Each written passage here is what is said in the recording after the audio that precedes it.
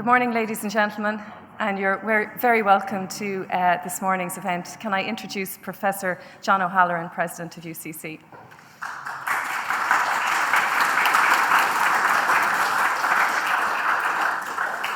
Kate Míle Fáilte Gachtaine, Goody Closh and Hullskull at Corky. Good morning, everybody, both in the room and those that are streamed live across the world for this really important event here at University College Cork. I want to extend the warmest welcome to Minister Michael McGrath, Minister of Finance. Minister, good morning. UCC alumnus, it's always good to have you back. And maybe just to publicly acknowledge your support and your government support for higher education, and in particular to our own university here. It's hugely appreciated and hugely impactful. Minister, thank you so much for all your support. And we're here today to mark the 25th anniversary of the Good Friday Agreement. I think if all of us stop for a moment, I certainly can remember what I was doing and where I was when this was announced. And I think for those of us, we might be a long way from Belfast and that part of Northern Ireland, or indeed any part of Northern Ireland, but I think all of us remember. I guess we've all our own story. I'm a zoologist and I study birds, and it might surprise some of you that in 1983, I was catching swans on the Antrim Road. And I was catching them to blood sample as part of my PhD. And it's a true story, but it might be a bit risky to tell it, but still I might as well. So part of when you catch the birds, you put a ring on them. And I was putting yellow rings on them. And the gentleman came up to me and said, "Excuse me, sir, why don't you put an orange ring on them?" And I said, "No, actually, these are birds that will fly everywhere across the island of everywhere." But the point is that some of us, I've been in virtually Northern Ireland every year since then, and it's some wonderful colleagues and friends in Northern Ireland. And this historic agreement has impacted all of us, regardless whether we're in Cork or Belfast or wherever part of the world. As we know, in Northern Ireland, there was a very high turnout of 81%, with 71% of the electorate voted yes. In the Republic of Ireland, a smaller turnout, but a resounding 94% supported the agreement. That's the kind of impact that we, in this part of the country at least, felt the importance of this Good Friday Agreement. Here in Cork, we did not directly experience the awful violence.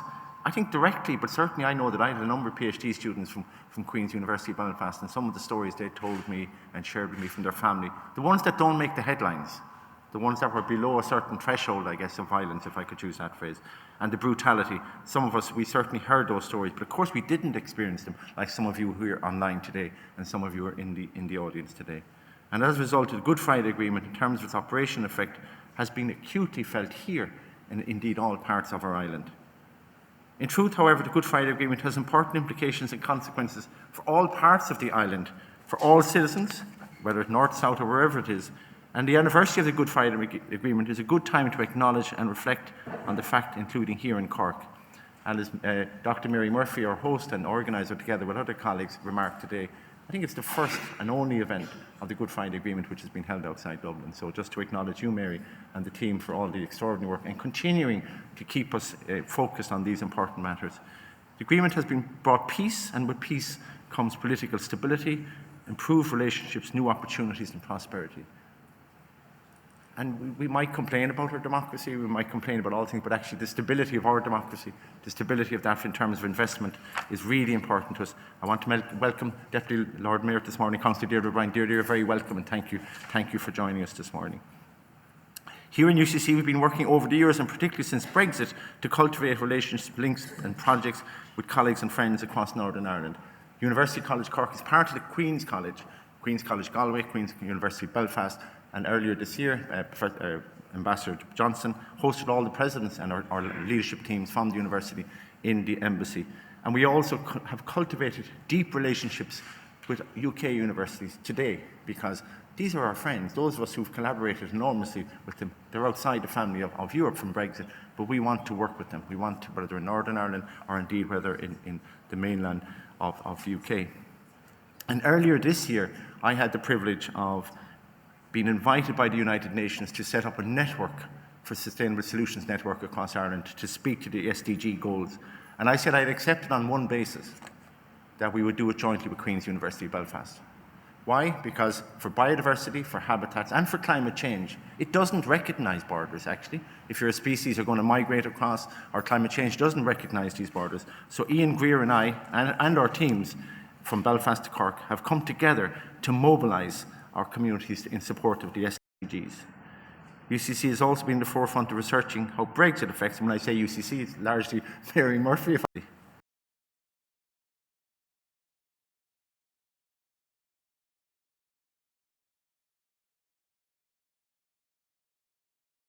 It contains contributions from different sectors and interests across the city and beyond. So again, Mary, thank you for continuing that dialogue and reflection and learning. The report includes a series of recommendations which aim to confront the fallout from Brexit and to encourage North-South relationship. And some of them include enhancing an all-Ireland economy, improving travel links between Cork and Northern Ireland. I recall the days you could fly to Belfast. You might remember that very fancy Brazilian little jet that they call Jet Magic or one of those things. And it certainly as an external examiner in Queen's, it was incredibly useful that you could fly up and connect us, and maybe we'll get to see those days coming again. The carbon footprint of those will be high, of course.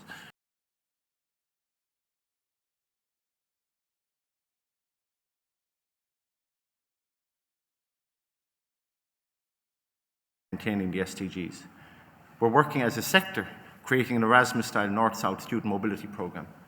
Because Britain has dropped out, Northern Ireland has dropped out of that scheme, we want to support a North-South mobility for our students.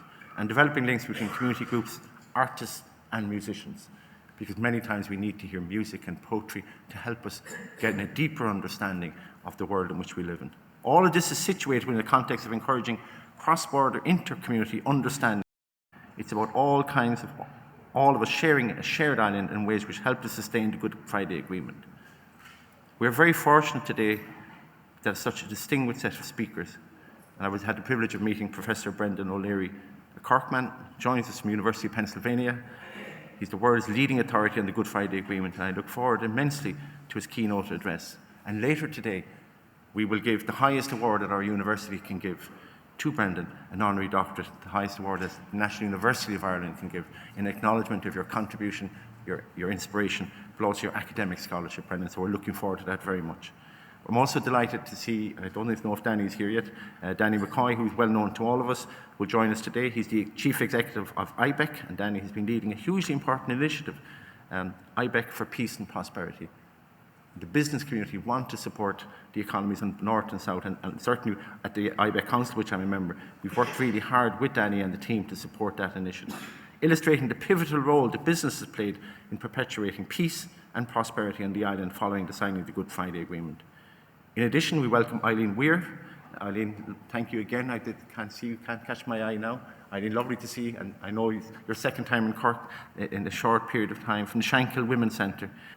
You know, we can have these conversations, and we do have these conversations, but unless we get deep into the community and listen to your voice and act in those places, then they're not meaningless, but actually they're hugely impactful if we can do that. So thank you for helping us to connect us into that community, but also helping us to understand more deeply. We're also lucky to have Michael Darcy from the Centre for Cross-Border Studies, and artist Amanda Dusmore, speaking to the really important point of the creative practice and helping us to understand the past, but also looking to the future. And Amanda curated a remarkable collection of 14 video portraits depicting individuals involved in negotiation of the Good Friday Agreement. We've also got Denise Walsh from Lakeland Dairies, who has also joined us here this morning. You're all incredibly welcome to University College Cork. This used to be a banking hall, so it's appropriate maybe that we have the Minister for Finance here. In fact, some of us opened our very first bank accounts. There was a banking counter along there. And Mark Poland is here, our Director of Estates. And Mark, congratulations to you and the team for the extraordinary restoration that you've done in this and maintaining the quality of the building. I'm also delighted to welcome Sam McBride, an award-winning journalist with the Belfast Telegraph and the Sunday Independent, who will moderate today's event and make only his second visit to Cork. Sam, we'll have to do that a bit more often, wherever you are, so we'll have to make sure that happens. And finally, I'd like to acknowledge the help and support we've received from the Institute of International and European Affairs, in particular Barry Colfer and the Arnes Project, and especially Shelley Dean and the Department of Foreign Affairs. I want to just really acknowledge the Department of Foreign Affairs for all that you do all the time for us as an institution. When we have students overseas with mobility, we've got 5,000 relationships globally, University College Cork. So the role of ambassadors and the DFA is critical to us. It's great to have you to join us here in UCC, both virtually and physically in the room. And I hope today's events will help further strengthen the relationships and our understanding with friends and partners in Dublin, across the world, at our critically important discussions about the future of Ireland. It's now my pleasure to welcome and introduce Minister Michael McGrath. Minister Michael McGrath is a TD for Cork South Central and currently Minister for Finance, having previously served as Minister for Public Expenditure and Reform. Minister McGrath started his political career in Cork City Council before winning a seat in Dáil Éireann in 2007. He's also a strong University College Cork man as a BCom graduate. It's my pleasure to introduce you this morning, Minister. You're file to work getting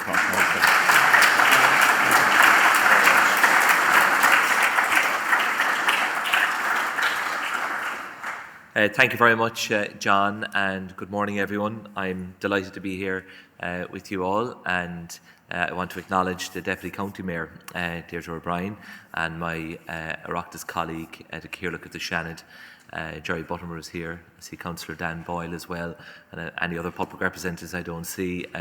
You're all very, very welcome, and to all of those who are joining us online as well. And first of all, I want to congratulate you, John, and Mary and the whole team at UCC for hosting this event in the wonderful surroundings here of your facility right in the heart of the city, and to commend you for the restoration. This is a magnificent location, and I know that the building is put to very good use and shared as well with Cork City Council, which is great to see. And also to acknowledge the IIEA, Barry, of course, and Shelley from Aaron's, and I know the Department of Foreign Affairs are also very much supportive of this event. And delighted to meet you again, Brendan, and congratulations in advance for your honorary doctorate, richly deserved. I had the pleasure of meeting Brendan last, I think it was November, in South Bend at the University of Notre Dame, and I very, very much look forward to your keynote speech. Brendan is a wonderful orator, and his knowledge of all constitutional aspects related to the Good Friday Agreement, I think, is unsurpassed. So very much look forward to hearing you in a few moments, Brendan, as well.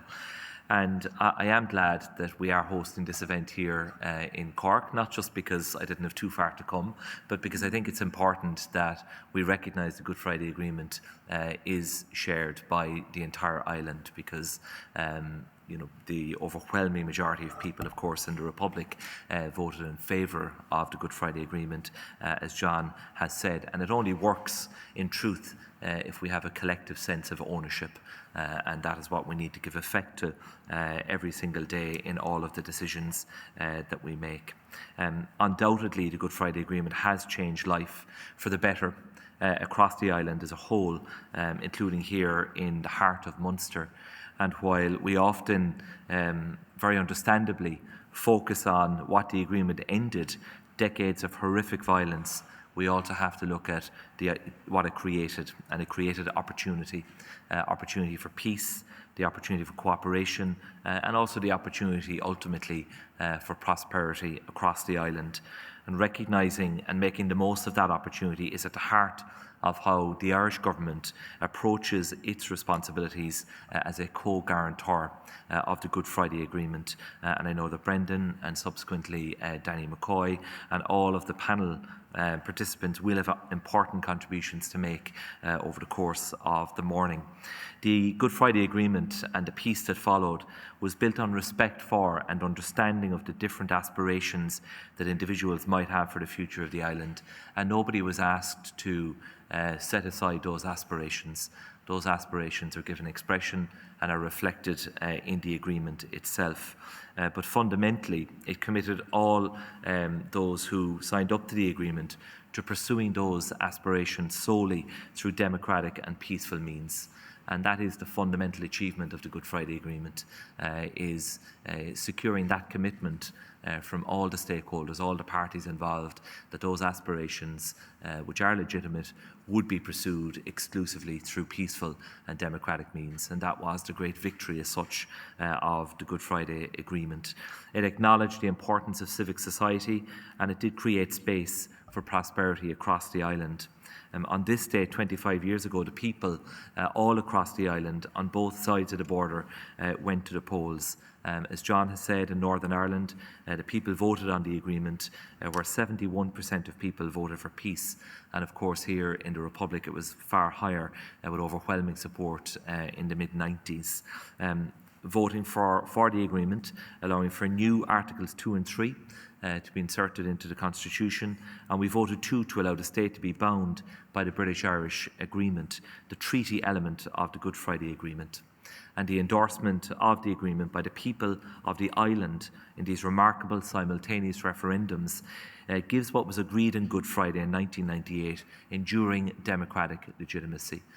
No other form of expression or no other document has the same democratic legitimacy of the Good Friday Agreement, and that's something that we keep coming back to, and that's what gives it enduring strength, and I think is really important.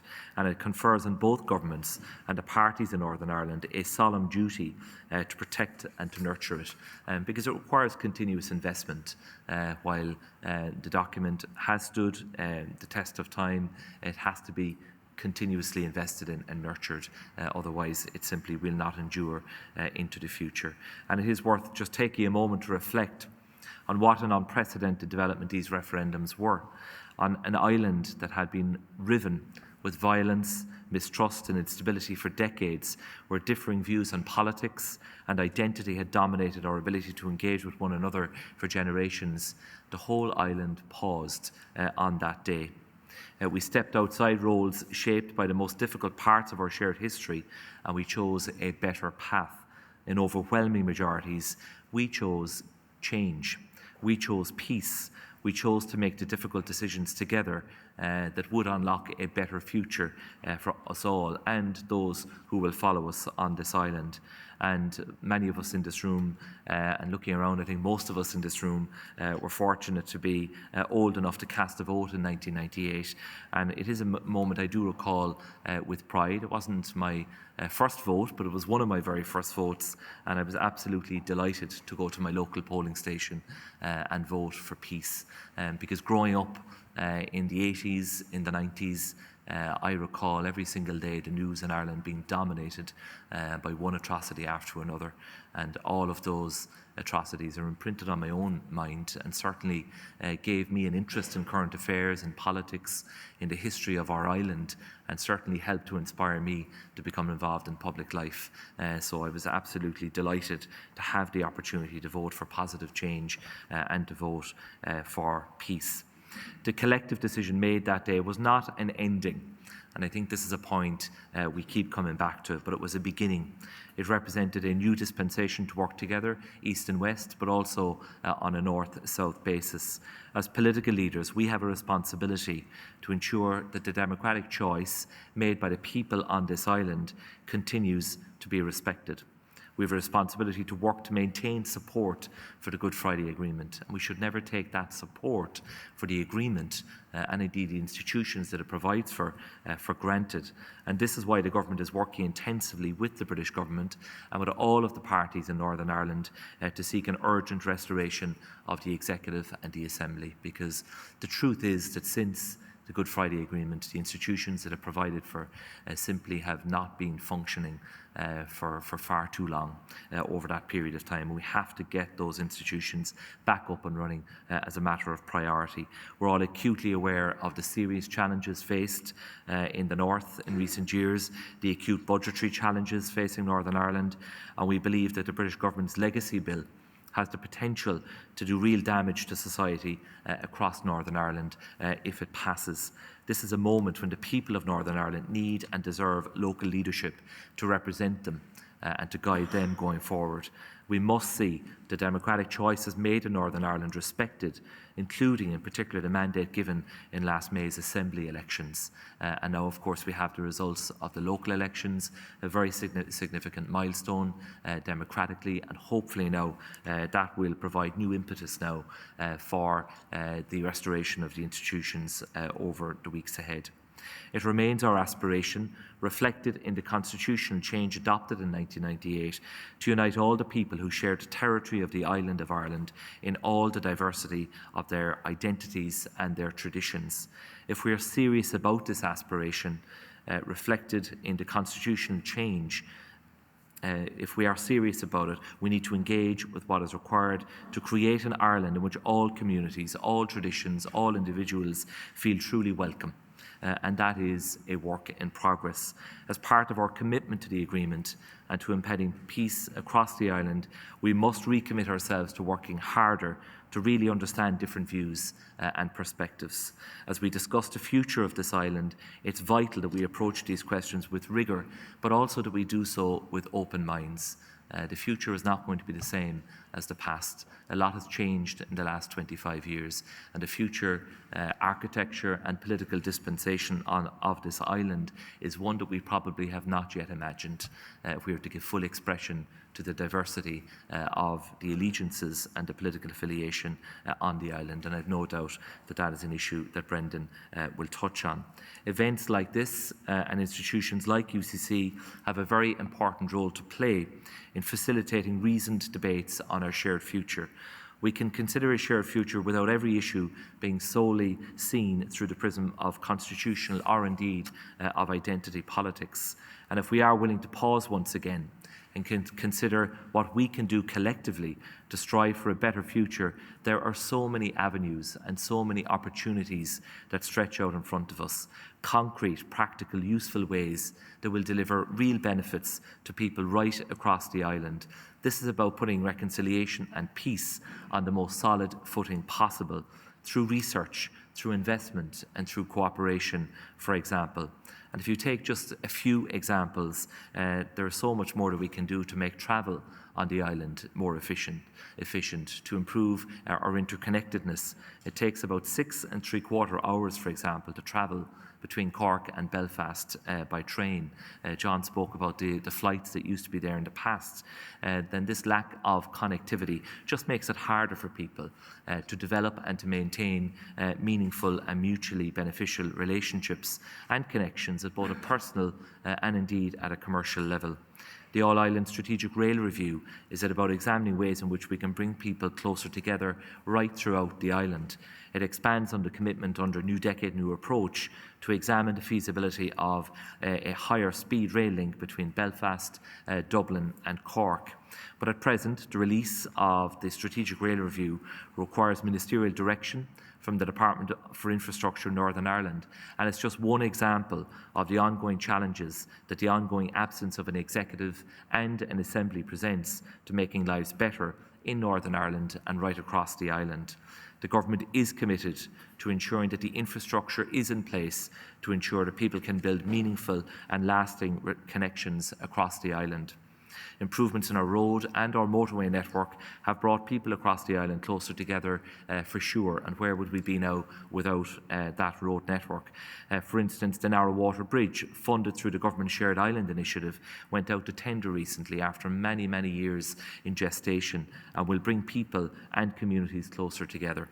But the Good Friday Agreement has not just been transformative for Northern Ireland and the border counties, it has delivered benefits right across the island, north and south. Those who drafted and agreed the Good Friday Agreement, as well as the people who endorsed it, understood that strong north-south links were a fundamental part of the agreement as well. It simply would not work without those links being strengthened.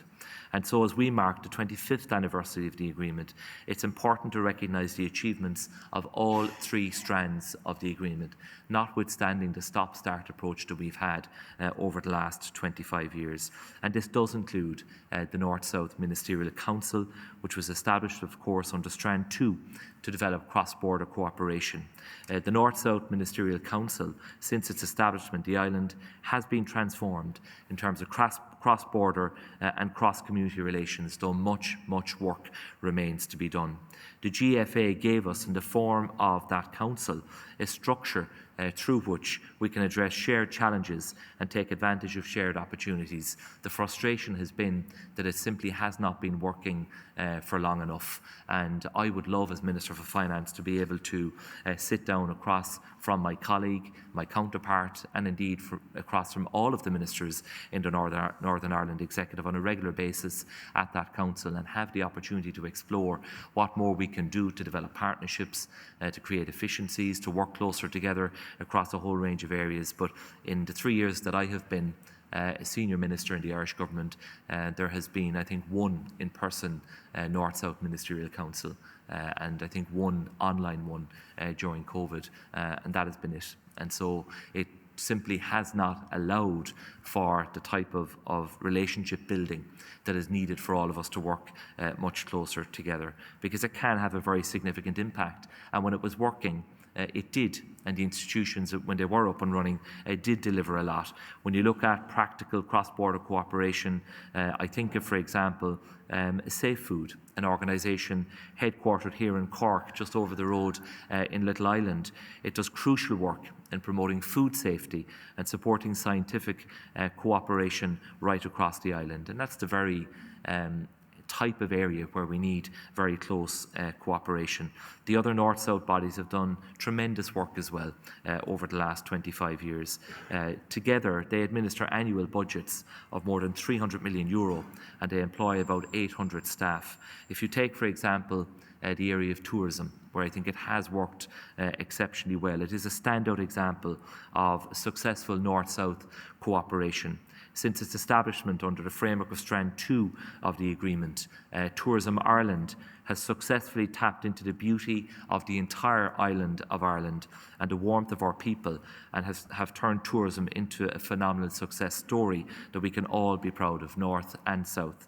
Today, tourism supports about 325,000 jobs right across the island of Ireland, making it one of the island's largest indigenous industries. Of course, we know all about that here in the southwest. Over 11 million overseas tourists visited the island of Ireland in 2019, with 30% including a trip to the southwest over the course of their stays. So that is, I think, a tremendous example of the cooperation given practical effect and bringing benefits to both north and south, marketing the island of Ireland abroad, which is done so successfully by Tourism Ireland. When you look at the health area, for example, the cross-border arrangements that are in place through the North-South Ministerial Council, Altnagelvin Hospital in Derry, providing treatment to patients suffering from life-threatening heart conditions from both sides of the border. And I know that many here in Munster have travelled to Belfast to receive cataract eye treatment under the Northern Ireland Planned Healthcare Scheme. The Northwest Cancer Centre, also in Derry, providing radiotherapy services for the entire Northwest region, spanning the 2 jurisdictions. Since this arrangement was introduced in 2016, over 1,000 patients have been referred to and treated in the Northwest Cancer Centre in Derry on a cross-border basis. So again, a very important real-life practical example. Similarly, children from Northern Ireland requiring cardiac surgery now receive their treatment in Dublin, allowing them to stay on the island rather than having to travel to Great Britain for life-saving procedures. And we saw the life-saving impact of cooperation between our ambulance and our emergency services in response to the terrible tragedy in Creasle last year, as our emergency response team stood shoulder to shoulder and worked side by side to support the people of that community on that awful day, as you would fully expect. North-South cooperation is based on the idea that by addressing day-to-day issues, which are the bedrock of politics and our job as public representatives, then we build mutual trust and we build mutual respect on this island. So there's so much that we're already doing together to make this island a better place, but there's also the enormous potential for even greater and more impactful North-South cooperation. The structures made by the Good Friday Agreement are just one way in which we can work together. The Government Shared Island Initiative is another, and as you know, we are providing capital of up to €1 billion between now and 2030 to deliver improvements to the all-island infrastructure. We've allocated so far almost €200 million from the Shared Island Fund to progress key infrastructure projects, but also to support innovative all-island research programmes.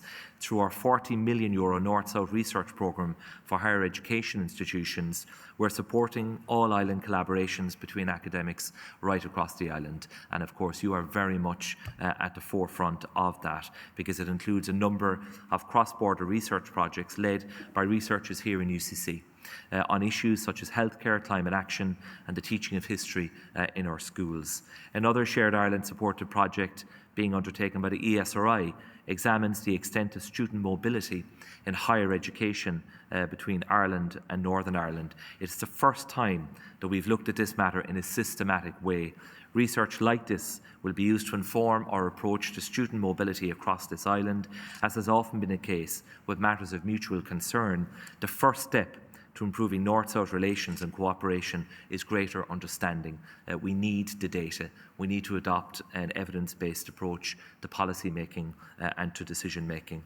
We've ensured that there is a strong regional dimension to our shared island approach. For example, last year, over €4 million was awarded to 15 local authorities in the south under the Shared Island Local Authority Development Funding Scheme, including the local councils here in Cork City and indeed Cork County. And I'm delighted that we've made significant progress now in recent weeks in relation to the Peace Plus programme, which is a programme worth over €1.1 billion funded by the European Union, the Irish Government, the Northern Ireland Executive and of course the UK Government. And it is about promoting collaboration among young people, investing in communities and of course also investing in the economic potential.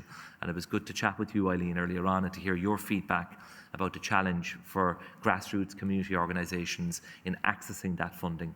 And that is an issue that we will take up with the SEUPB and Gina McIntyre and the team to make sure it is accessible as possible, because when I look at the previous peace programmes and the Interreg programmes, they did deliver very important outcomes and help to build a much greater understanding. And when I visited Belfast and I visited Derry in my last role, I saw some very, very good examples of where that worked in practice. So friends, to conclude, the 25th anniversary of the agreement is a very important opportunity for us to reflect on the peace of the last quarter of a century. It fundamentally broke the cycle of violence that ravaged our island for 30 years, and it has allowed an entire generation to grow up in relative peace and to enjoy all of the benefits that come from that. The anniversary is also an opportunity to recommit ourselves to the principles of the agreement and to imagine what the next 25 years will look like on the island. And it is up to all of us now to take on the leadership role and to help to shape what that future will look like into the future. And that is why events like this seminar and the conversations that will happen here today, both formally and informally, will play a very, very important role in influencing how the Good Friday Agreement develops and evolves over the years ahead, and how we can give it practical effect through better cooperation, better understanding, and continuing to build and deepen relationships on the island. Thank you all very much.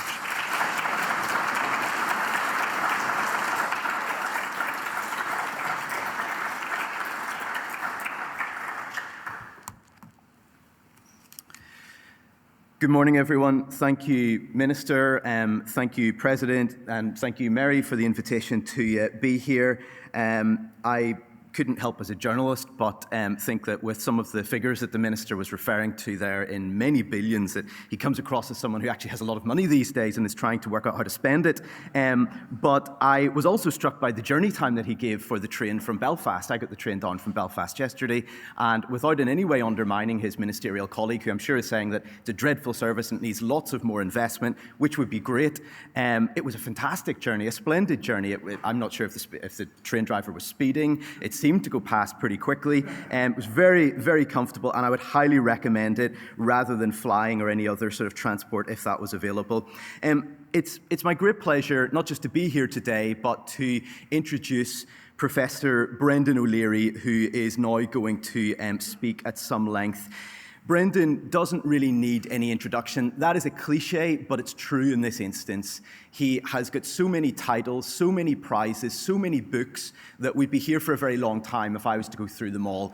I think probably the highest accolade that I can pay to him as a journalist is that lots of academics do work, which I'm sure is very worthy, I'm sure is very important within the academic world, within the academy. But to people like me who are bystanders, who are outside academia, who are trying to simplify this for the person in the street, it's quite hard to understand what they mean sometimes, and when they speak to us, it's quite hard for them to convey what they mean to ordinary people. Brendan's not like that. He's somebody who writes in very erudite terms. He understands his subject. He understands academia. He's incredibly well educated in the area of conflict resolution, in the area of Northern Ireland in particular, and Ireland in general.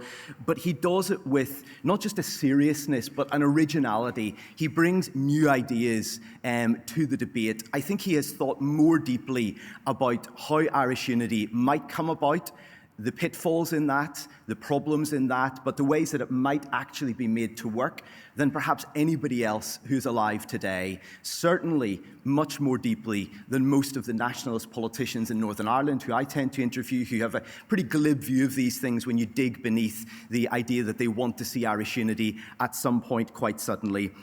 And he is here today not to talk about that. He's here to talk about the Good Friday Agreement, although these things are obviously all interlinked.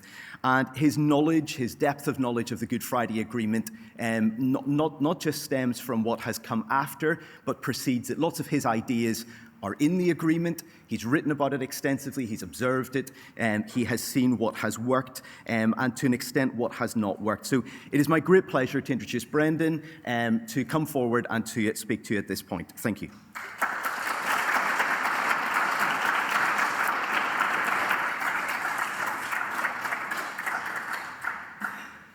Good morning, everybody. Thank you, Sam, for that wonderfully and over-generous introduction.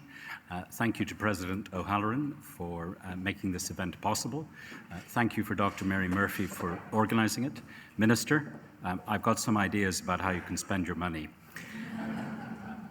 So I'm actually going to disappoint Sam because I am going to focus largely on the future. But out of the context of the Good Friday Agreement. Like many people, I've written on the past extensively. Publishers always say you should take every opportunity to advertise your work. There's about 1,250 pages there. Per euro, it's actually quite good value. But don't worry, I'm not about to give you a summary of 1,250 pages. The Good Friday Agreement, as everybody knows, was 25 years old on April the 10th. And as we all know, the referendum of the 22nd of May, 1998, was a dramatic success. Here in Cork, the levels of support were slightly higher than in the rest of Ireland, with the exception of Cork South Central. Not sure what happened. No, sorry, Cork Northwest. I apologise. The significance of that moment is widely agreed. It was the first time in the history of the entire island in which its three principal communities, Southerners, Northern Catholics and Northern Protestants, by background if not by belief, were to operate under political institutions which they had all agreed. That's a fundamental accomplishment. But, as we all know, those institutional arrangements have been unstable. The president of my other citizenship, President Biden, recently said something that was not intended for wider public consumption. He said, and I quote, "I got to go back. It's not what I'd planned on talking about." Notice I'm not doing a Delaware or Pennsylvania accent.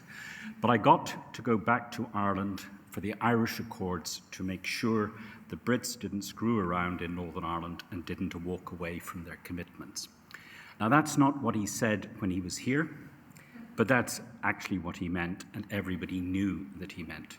President Biden was giving the full commitment of the United States to the functioning of the Good Friday Agreement and the possible negative consequences that might have flowed from the UK's decision to leave the European Union. The premise of the talk that follows is that the twilight of the union of Great Britain and Northern Ireland is visible. It doesn't mean that the union is absolutely fated to end, but that prospect is now much likelier than at any time since 1920. But it's also a period in which the new cannot yet be born. We're in a period of possible gestation for change, and that's what I want to reflect upon. Now, the institutional details of the Good Friday Agreement are carefully analysed in a joint project, which I was proud to participate in, the Working Group on Unification Referendums on the island of Ireland. You'll see a whole series of names there, some unionists, some nationalists, some other. We managed to agree a text on what would be necessary to make future unification referendums work. Work in the sense of being compatible with democratic transparency, fairness, and procedural clarity. It's important to emphasise, as the Minister did, that the Good Friday Agreement recognised two aspirations: the aspiration to maintain the Union and the aspiration to create a sovereign, united Ireland. Contrary to what many people say, the Good Friday Agreement is not ambiguous. It is clearly an agreement to disagree and clearly an agreement on sets of rules that accompany both the Union and the possibility of unification.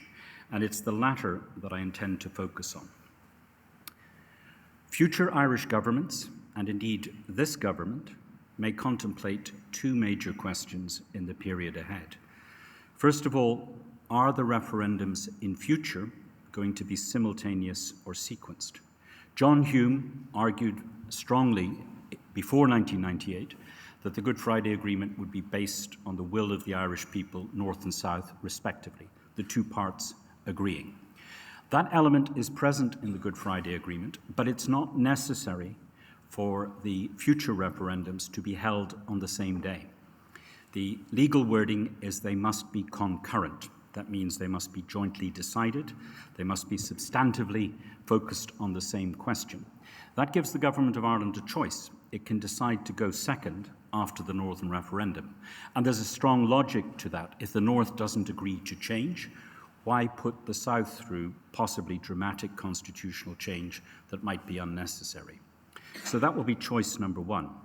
The second choice, which I think is insufficiently considered now in the Republic, is whether or not the decision will be in the referendum to vote on a specific model of Irish unification, or instead to vote on principle for unification, with decisions made about the character of United Ireland after the decision in principle has been made. And I call this the contrast between proposing a model or proposing a process to choose a model. And that's an important distinction that I hope to elaborate and persuade you of the importance of. In the immediate decade ahead, we appear to be faced with four possible scenarios. In one, the Northern Ireland Assembly and the Good Friday Agreement bodies all function, as I think most people in this room sincerely hope. But the other possibility has to be faced, that the institutions might not function. That's option 1 and 2. Option 3 and 4, the protocol just recently agreed and modified by the Windsor Agreement might function. And again, it might not. That generates four possible cells. The benign one is the one in which the Northern Ireland Assembly functions, the protocol functions, and we're put on a gentle glide path to possible unification referendums at the beginning of the next decade. The other three cells don't need much elaboration. The grimmest one is where both the protocol and the Northern Ireland Assembly don't function. But as it happens, I think we can immediately eliminate two of these scenarios because of agreements between the United Kingdom and the European Union, backed by the United States and backed indeed by current majorities in Northern Ireland itself. So I think the protocol is going to function. It may function with difficulty, but it's going to function. And the question will be whether or not the institutions of the Good Friday Agreement will function alongside it and function effectively. That's the world of the rest of the 2020s. What's driving change in Northern Ireland? The first and most dramatic change is occurring extremely slowly, but nevertheless with a certain degree of incremental vigour. For the first time in the history of Northern Ireland, cultural Catholics outnumber cultural Protestants. Northern Ireland was founded to create a majority of 2-to-1 of cultural Protestants over cultural Catholics, to secure for Ulster Protestants those counties that they could control, in the famous words of James Craig. If you look at that graphic, the change is not enormous between 2011 and 2021, but it's significant. And the overall trajectory is very significant. You'll see that the overall Protestant population has been declining as a percentage of the entire population since the Second World War. The 1971 and 1981 censuses were partly disrupted, so the trajectory of the growth in the cultural Catholic population is sometimes easy to miss. Very importantly, there's the growth of those who don't believe, the category into which you can put me if you want to categorize me. Northern Ireland is becoming secular at the same time as it is being transformed in terms of its religious composition.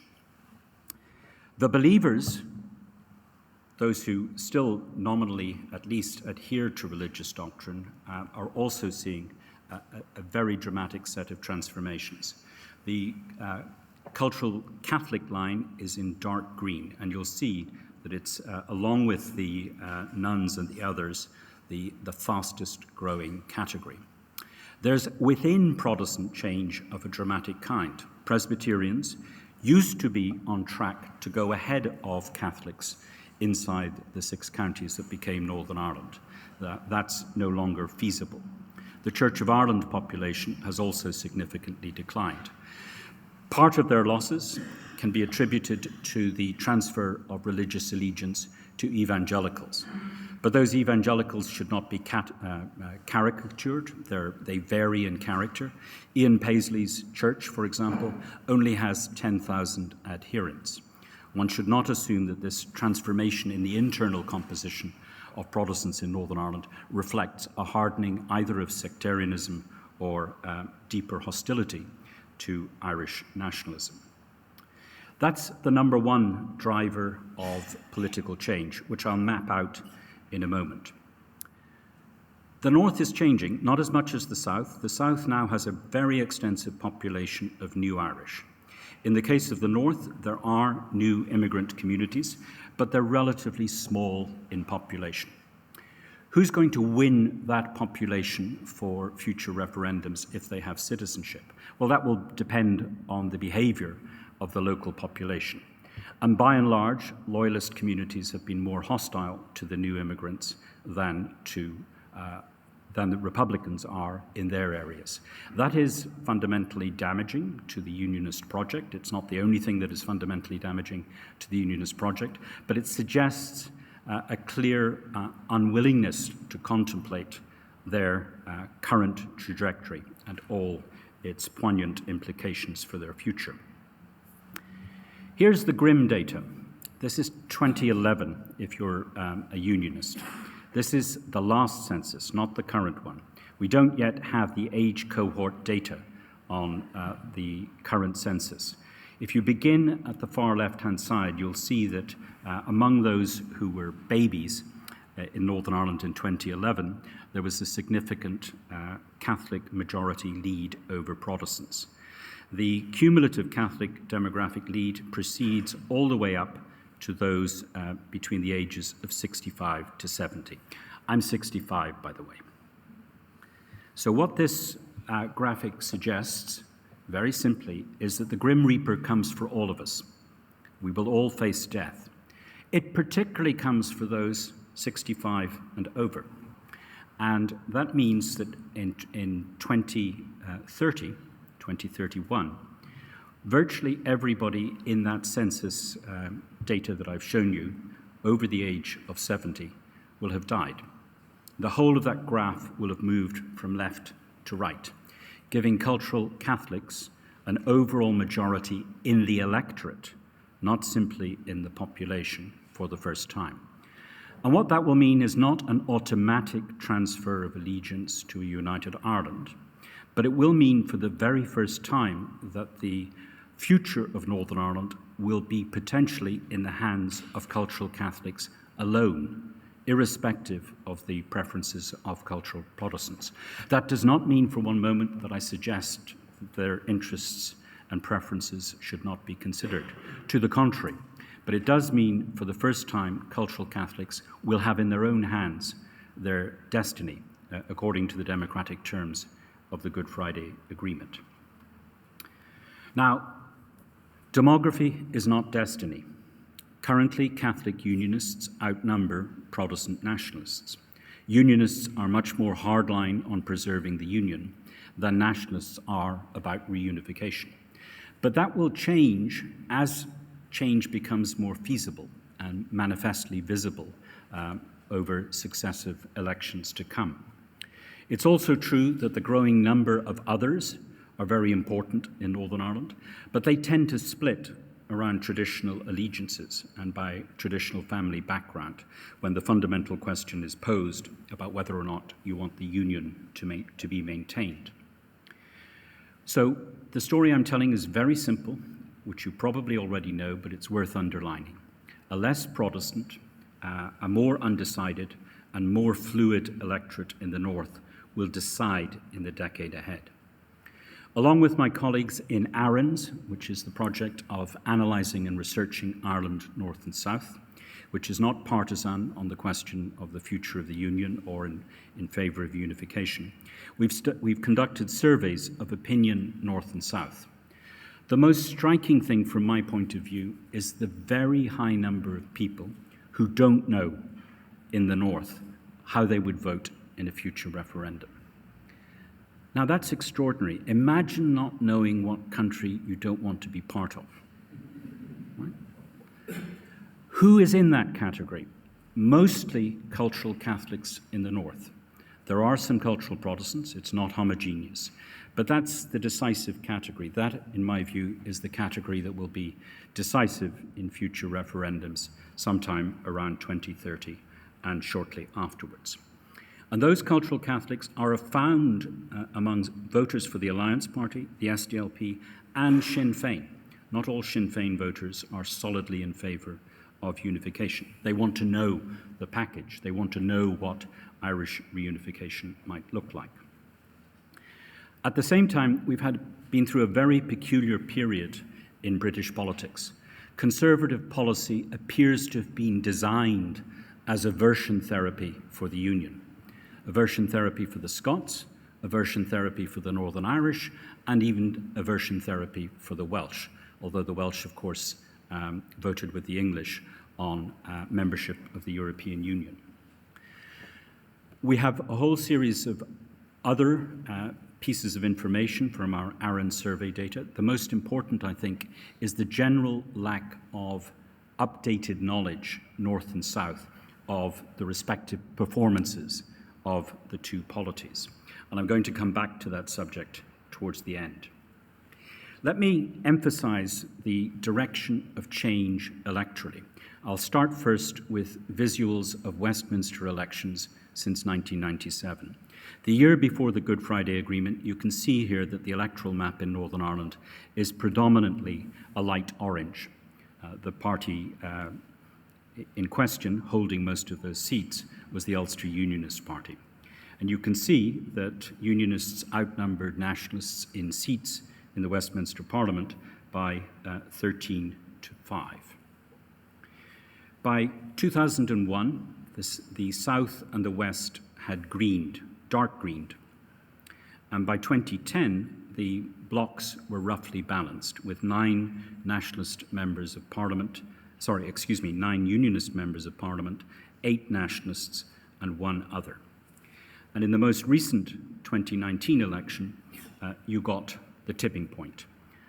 For the first time, Nationalists outnumbered Unionists in terms of representation, if they'd taken it, in the Westminster Parliament. Belfast has 3 Nationalist MPs. That's quite striking.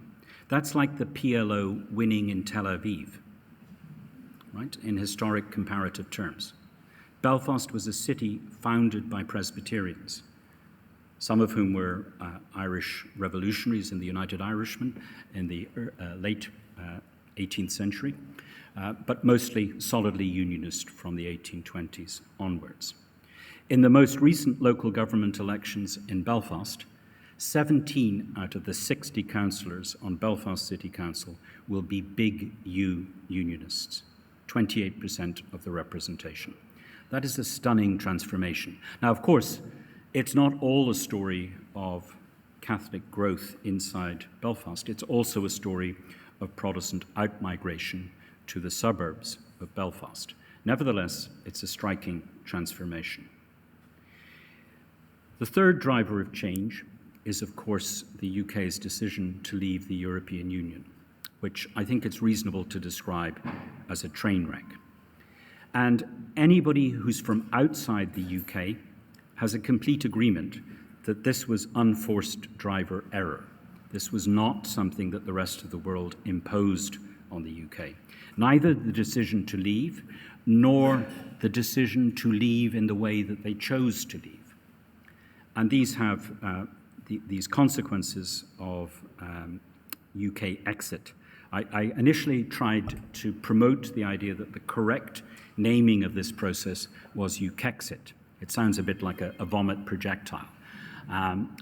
But I was wrong, because what in fact has happened is Brexit. Great Britain has fully left all of the institutions and policy-making mechanisms of the European Union, but Northern Ireland, via the protocol, remains in the European single market for goods and for agriculture, and it remains inside, for practical purposes, the European Customs Union, a remarkable institutional compromise, one with which, of course, most unionists are deeply unhappy and deeply discontented about. That's the general background which most of us all know. What about the future? What I want to do here is to raise two general questions of strategy for those who are in favour of Irish unification. The first is, if they are going to be successful, how do they maximise losers' consent? Losers' consent is a fundamental feature of successful democracies. Look at the United States. Donald Trump did not accept that he was a loser. That's fundamentally destabilizing for American institutions. Now, Donald Trump is a rare exception, I hope, in the categories of mankind elected to public office. But we on this island will face a future problem with referendums if unionists lose. They will have to consent to that process if it is to be successful.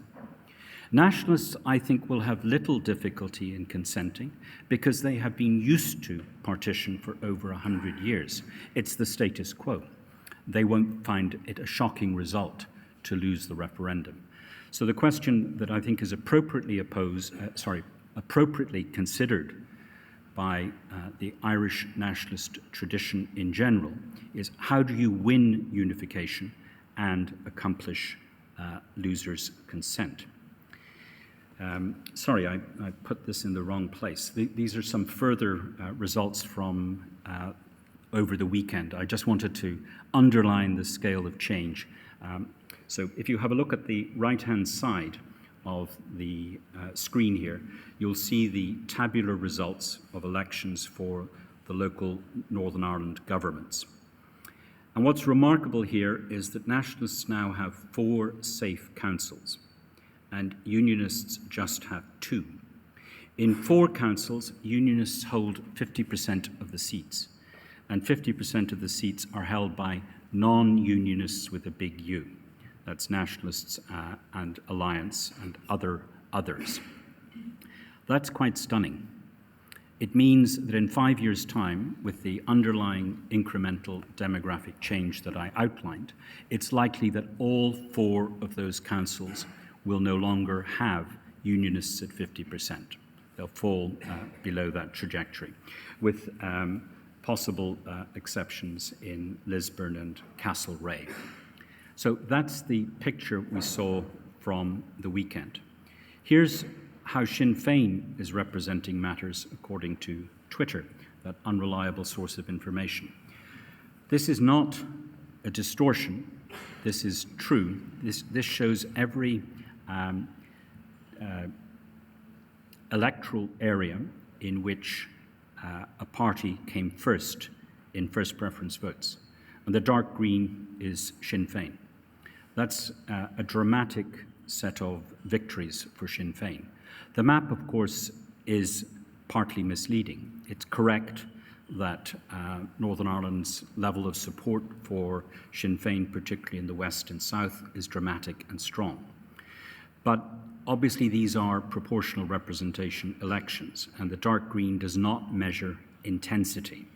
There is a dramatic degree of work to be done if that level of support in these local government elections is to be converted into support for unification in the north, even among cultural Catholics.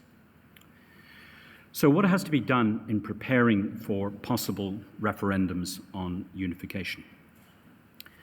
Obviously, I'm suggesting it's best if losers are going to consent. That means that the programme of unification, if it's set out in a clear model by the Irish government, must be sufficiently accommodating of Ulster Unionist and Ulster Loyalist attitudes, beliefs, aspirations, that they can live with it. But at the same time, while it's correct ethically and strategically to maximise the likelihood of losers' consent, it's important that those who advocate unification don't lose their base. They have to be able to win without people resiling from the idea of Irish unification because they don't like its institutional or policy consequences. And the don't knows also have to be targeted. So strategy requires thinking about the losers, thinking about the potential winners, that they'll actually recognise this as a win, and the undecideds, who will be, in my view, pivotal in the north, but they could also be pivotal here. So here's a simple 5-point plan. The Irish government needs, over the next decade, to elaborate models of Irish unification. Using survey evidence and other instruments of testing public opinion, deliberative fora, small-scale citizens' assemblies, they need to identify the model of unification that is likely to maximise losers' consent. And they have to identify a model in which those who support unification can recognise that as a version of their historic aspirations. And then they have to look at how the undecided will react. Next step, they have to make sure that that model is legally feasible, constitutionally feasible, with minimum degrees of amendment, or perhaps very large-scale amendments. And they have to think through the public policy consequences of all possible feasible models. Then they have to propose this model that they choose as the optimal one before the electorate, long before the actual referendums. They have to be available. The proposed model has to be available in an easily accessible form, textually, in videos, in other forms of modern communication. The government of the South will have to decide, as and when the British are obliged to call a referendum by the terms of the Good Friday Agreement, whether to have sequenced or simultaneous referendums, and to make absolutely clear what will happen after the referendums. So, last point, before and during the referendum campaigns, the Government of Ireland and its allies, in presumably a coalition government of some form, will have to persuade the opponents of unification in the north that their interests will be genuinely accommodated. They'll have to persuade their own supporters that this is a model of unification, and they'll have to get the undecided on board. All right.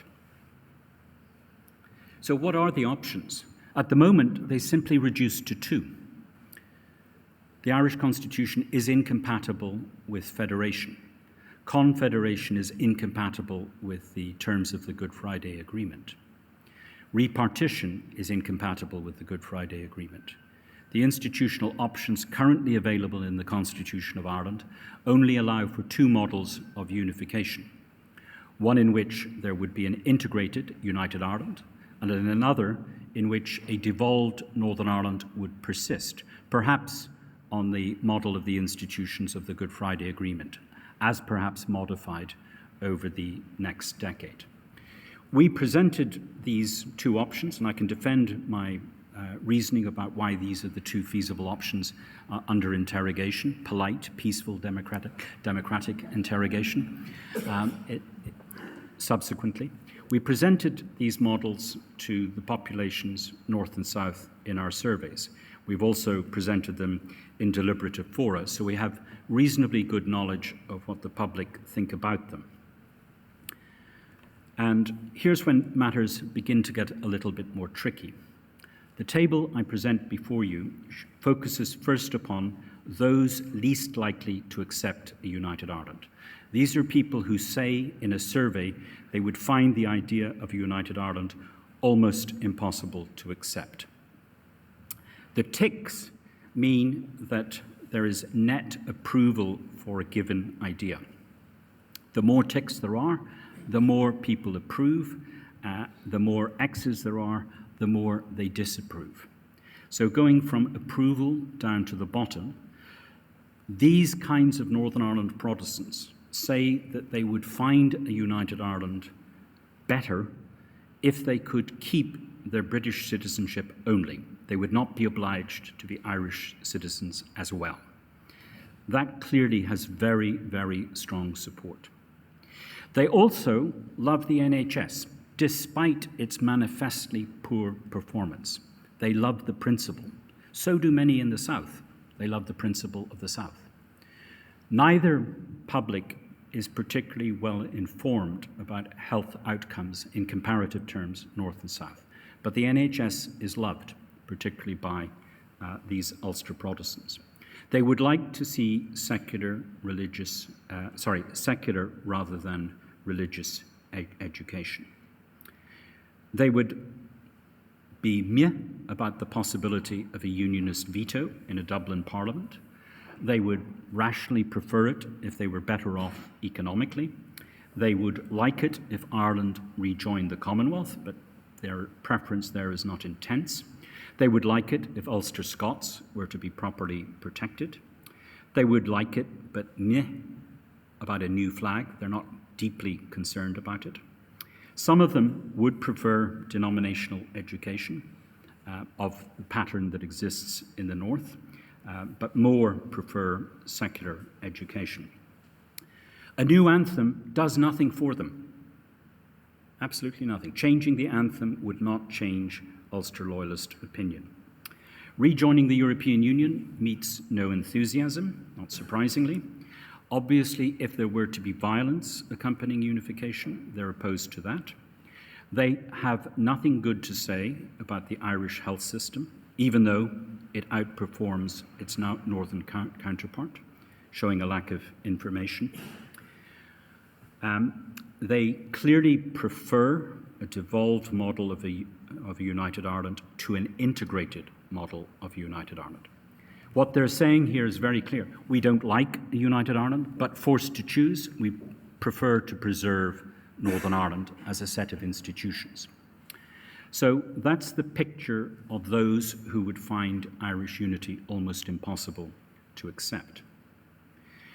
Now, let's add in columns 3 and 4, Northern Ireland cultural Catholics who are pro-unification, along with those in the Republic of Ireland who are pro-unification.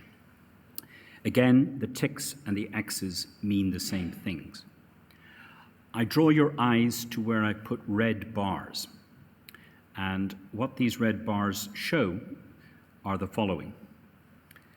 Citizens in the Republic don't like the idea of people being British citizens only in a united Ireland. They either expect Ulster Protestants to want to become exclusively Irish citizens. That's a small category. Most expect them to want both. They're not enamored of the idea of them being British citizens only. They are very strongly opposed to the idea of a unionist veto inside a Dublin Parliament. They're obviously very in favour of Irish unification if it makes everybody better off. They are disposed to accept unionists in future governments of a united Ireland, including in coalition governments. There is antipathy to the idea of rejoining the Commonwealth. There is much less antipathy to the idea of protection for Ulster Scots, but not strong enthusiasm, to put it mildly. There is strong antipathy to changing the flag. There is a strong level of support for having denominational education maintained, possibly just in the north. Very strong support for the European Union. Fear related to violence, if it were to occur. Lukewarm enthusiasm for the Irish health system, and obviously antipathy to the idea of unification if it's going to make people worse off economically. And at the bottom, you'll see that those in favour of Irish unification in the south mostly prefer the integrated model. They'll accept the devolved model, but they're more enthusiastic about the integrated model. Northern Catholics have very similar attitudes to those in the Republic. They're not quite identical, but for practical purposes, in these respects, they can be treated as very similar, with one important exception. Northern Catholics are more prepared to accept the idea of a persisting devolved Northern Ireland inside a united Ireland. Now we add the undecideds, the Northern undecideds and the undecideds in the Republic. I draw your attention to the three little asterisks that I've placed in the last column, looking at people in the Republic. The story here can be simplified in a very straightforward way. The undecided voters in the Republic look just like those who favour unification in the Republic. They have exactly the same preference structure. So that means that whatever will go with the majority in the Republic is likely to sway the undecideds in the Republic. So that's a fairly nuanced set of pictures, and it's perhaps a bit complicated to understand at first digestion. So let me try and simplify things. The question I'm posing is, on the basis of this Aaron's data, imagine something like this persists. What model of Irish unification would minimise unionist discontent without alienating supporters of unification or the undecided? So here's the answer. I draw your attention first to the column on the far right. Three sets of subjects: political and constitutional design, social policies, and cultural accommodation. Go into the first column now. A devolved Northern Ireland will win more unionist consent. It will also achieve success among those who support unification in the Republic, as well as those in the North. This is a concession worth making permanently or temporarily if the primary concern is addressing unionist consent. Having some mechanism for accomplishing unionist participation in government, bringing the D'Hondt rule south, for example, might be a striking innovation, probably one that would strike fears and tremors into the hearts of some political parties in the Republic, but it's something that could be thought about. Unionist veto powers are not acceptable for the government of United Ireland to the general population of the Republic, but they are willing to see persistent patterns of unionist participation in the cabinet, which is a good sign. British citizenship only as an option is probably worth conceding, even though it's against the relevant unionists' self-interest. Under the existing Irish Constitution, if you are not an Irish citizen, you can't vote for Michael D. Higgins, and you can't vote for constitutional change. You can neither elect the president nor participate in constitutional amendments. And those are, one is fundamentally symbolically important, the other is materially very significant. So it could be the case that the government of Ireland says, sure, you can remain just British citizens, but this is the price. Or alternatively, the Constitution gets modified to allow for British citizens to run for the Irish presidency and to be elected by British citizens. Now that seems a little odd. Nowhere in the world do you allow the citizen of another country to become your president. And I think that would probably be a step too far for most Irish people. But there's room for manoeuvre here. Any Irish government wanting to achieve unification probably has to propose some model of socialized medicine. It doesn't have to be the NHS. It can be sláinte care, which converges on something like the NHS. But that really matters most both to Ulster Protestants and to Northern Catholics. Socialized medicine. They are terrified of having to pay for the doctor. The fact that they don't see a doctor doesn't seem to matter as much. It's the principle of having free medicine that matters. So thinking through that will be vital for a future Irish government.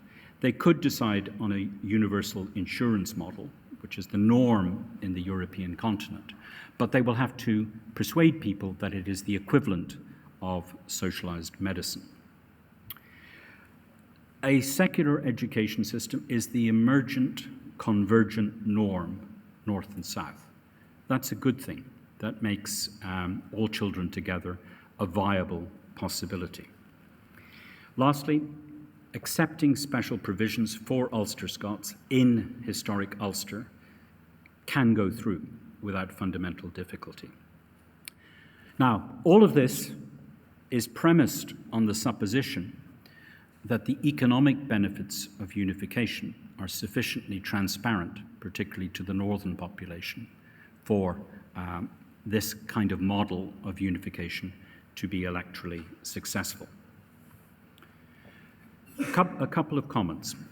First of all, there is not sufficient payoff for advocates of Irish unification to move on the flag or the anthem, because for now, that doesn't shift hardline unionist opinion. If it did, it would be definitely worth contemplating, but the current evidence is that it would make no difference. In my view, the Commonwealth is a much more negotiable topic. Irish nationalists have very good reasons to be hostile to the Commonwealth. Membership of the Commonwealth was imposed in the treaty made in London in 1921. Membership of the British Empire, as it then was enforced. Ireland took a long time to become a republic again in 1949. Irish people associate their independence and sovereignty with leaving the Commonwealth. And it's for that reason that the idea of going back to it seems regressive to many. But the Commonwealth is no longer the British Commonwealth, it's just the Commonwealth. It's no longer an obligation that the next head of the Commonwealth be King Billy III, as he would be. It can be somebody else, possibly from another country. I'm not promoting Michael McGrath as a future head of the Commonwealth, but it's a possibility. The Commonwealth has no legislative, executive, or judicial authority over any of its members except those Caribbean democracies that choose to keep the Judicial Committee of the Privy Council. And I can explain what that is to you if you really want to, if you really want me to. So there is no institutional cost whatever, but symbolic benefits to the British population of the North from participation in the Commonwealth. The obvious compromise is that both communities get the international organization they most identify with, the European Union for Irish nationalists and the Commonwealth for British unionists. That, at least, is the argument I would make. Unionists, of course, are fully endowed with IQs and political acumen. They have strategies too. Their strategy, which they've already announced, is that they will not engage on the terms of Irish unification until they've lost. That is, if I was asked to be their advisor, they haven't, by the way, asked me, but if I was asked to be their advisor, I would give them the same advice. Don't assist your adversary.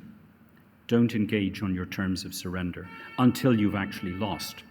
Now, of course, that creates a problem for the Irish government because it has to work out a model of unification that might be viable, that maximizes losers' consent, without the potential losers being willing to negotiate with you in advance on what they really care about. So I'm not suggesting that the options are easy, but there are ways of finding out about public opinion which allow you to do it without surreptitious conduct. Surveys, citizens' assemblies, deliberative fora, focus groups. There are multiple ways of checking public opinion that are perfectly ethical and appropriate. What does the public think about an appropriate model of Irish unification? I've answered that. What does the public say about when it wants to know the model of Irish unification? Well, here there's complete consensus. Northern Ireland Protestants who find the idea of unification impossible to accept, Northern Ireland Catholics who favour unification, those in the Republic who favour unification, and the undecideds all agree on one thing. They want to know the model before the referendum. They've all been burnt by Brexit. They've noticed what happened. If you hold a referendum on principle without spelling out in detail the institutional consequences of what you're voting on, you can end up with catastrophe. It was clear what Remain was, but among the many irresponsible features of David Cameron was an instruction to the civil service not to prepare the meaning of a Leave vote. That allowed those who advocated Leave to paint all sorts of paradises as the possible consequences of Leave. The same would apply in spades in the case of Irish unification. A referendum could be lost because the model isn't clear. A referendum could be lost because the model is clear. It specifies exactly what will happen. But surely the latter is more democratically acceptable, more transparent, and more ethically appropriate. So my suggestion then is that the wise, prudent, and ethical strategy for unificationists is to engage in the kind of planning, engage in the kind of survey work, and building a model of unification to be ready for future referendums. I'll happily make some qualifications on this general theme in questions and dialogue afterwards. I now wish to move to my second and last strategy question. I didn't use the word finally. You should always use the word finally to give your audience hope that you're coming to a conclusion, but I'm nearly there. The second strategic question is what I call the Valley of Transition. Here the question is, how do pro-unificationists win the natural community of belonging in the North? How do they convert those undecided, unsure, uncertain cultural Catholics in the North? After all, it's a puzzle.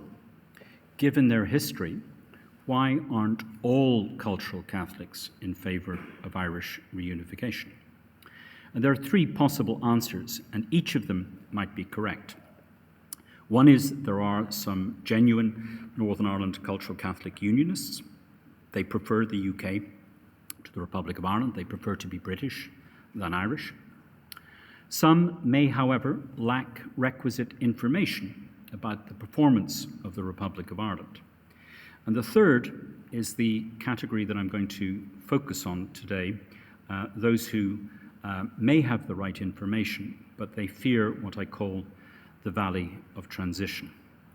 So what strategies are appropriate for these three crude categorizations of cultural Catholics in the North? To cultural Catholic unionists in the North, Irish unifications have to be just as courteous as they should be to Ulster Protestants. They can point out that the economic performance of the UK is not good comparatively in relationship to the rest of Europe, and Northern Ireland's performance in particular is not good in relationship to the Republic. That's obvious. If their political preferences are conservative with a capital C. They like living under conservative governments. Well, go ahead. You've got a 3 in 4 likelihood of having a conservative government since 1951 if you live in the United Kingdom. So if that's really what you like, you're being completely rational, stay that way.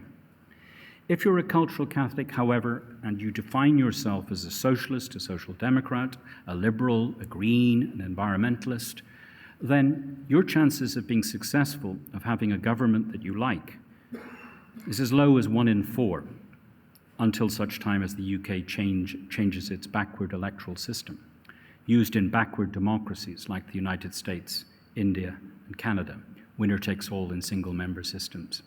Never call it first past the post. Why? There's no fixed post, right? Fixed post, it's fair because the horses run past the fixed post. But in winner takes all, there is no fixed post. The winner can be 2% of the vote if everybody else is split with 1%. That UK system benefits the Conservatives. So if you like Conservative government, stay with the UK. What about the others? There could be information problems for cultural Catholics. They live in the north inside UK media silos, and by and large the BBC doesn't do comparisons with the Republic of Ireland. Those people in the north who consume Irish media in the north, they read about criticism of the Republic of Ireland. That's perfectly understandable. That's what the mass media do well. But if your media overwhelmingly focuses on the negative, the housing crisis, the health crisis, but not the other positives, then unsurprisingly you might get a distorted view of the performance of the Republic. And then there's a special paradox. The most successful opposition party at the moment, Sinn Féin, is critical of the government and its performance. As it should be, it's the opposition.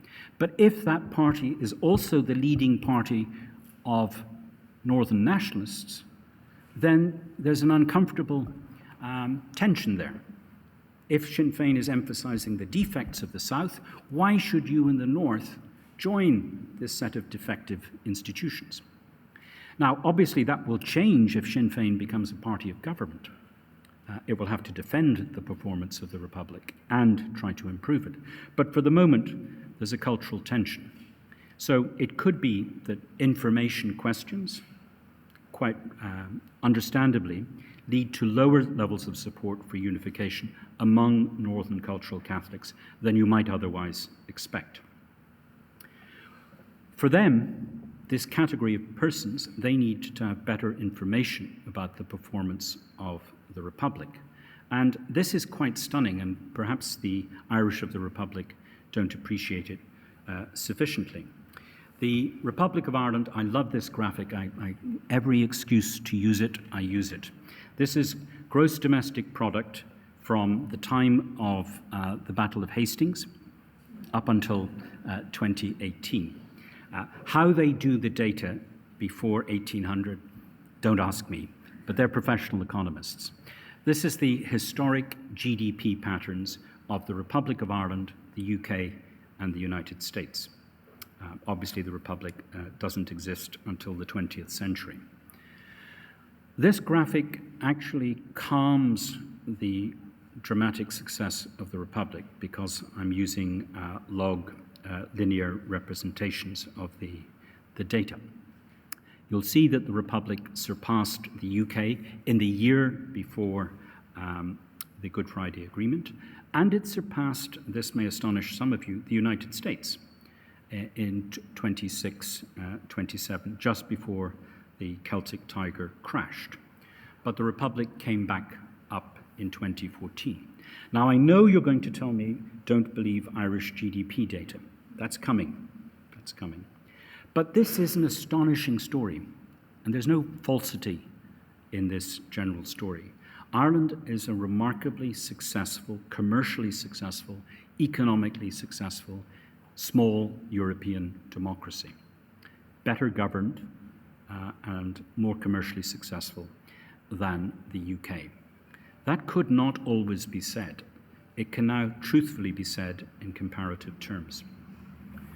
In 2022, Ireland's GDP growth on its own stopped the Eurozone going into recession. That's amazing. This small economy grew so much that on its own it kept the net performance of the Eurozone out of recession. There are those, particularly in New York, like Paul Krugman, who will tell you that this is leprechaun economics.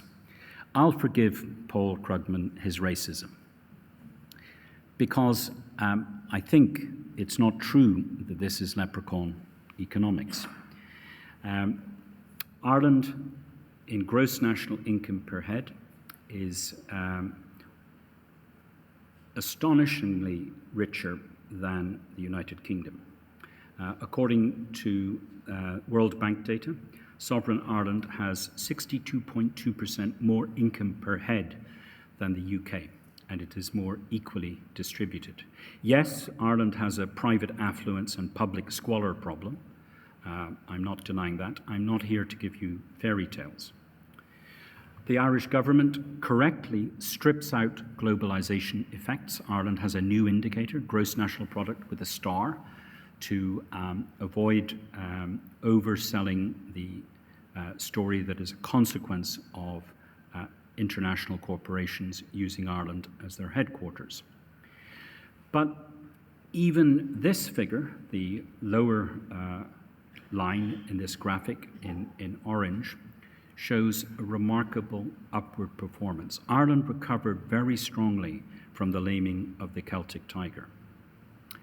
So if Northerners had better information about the Republic's economic performance, they might be more inclined to join it.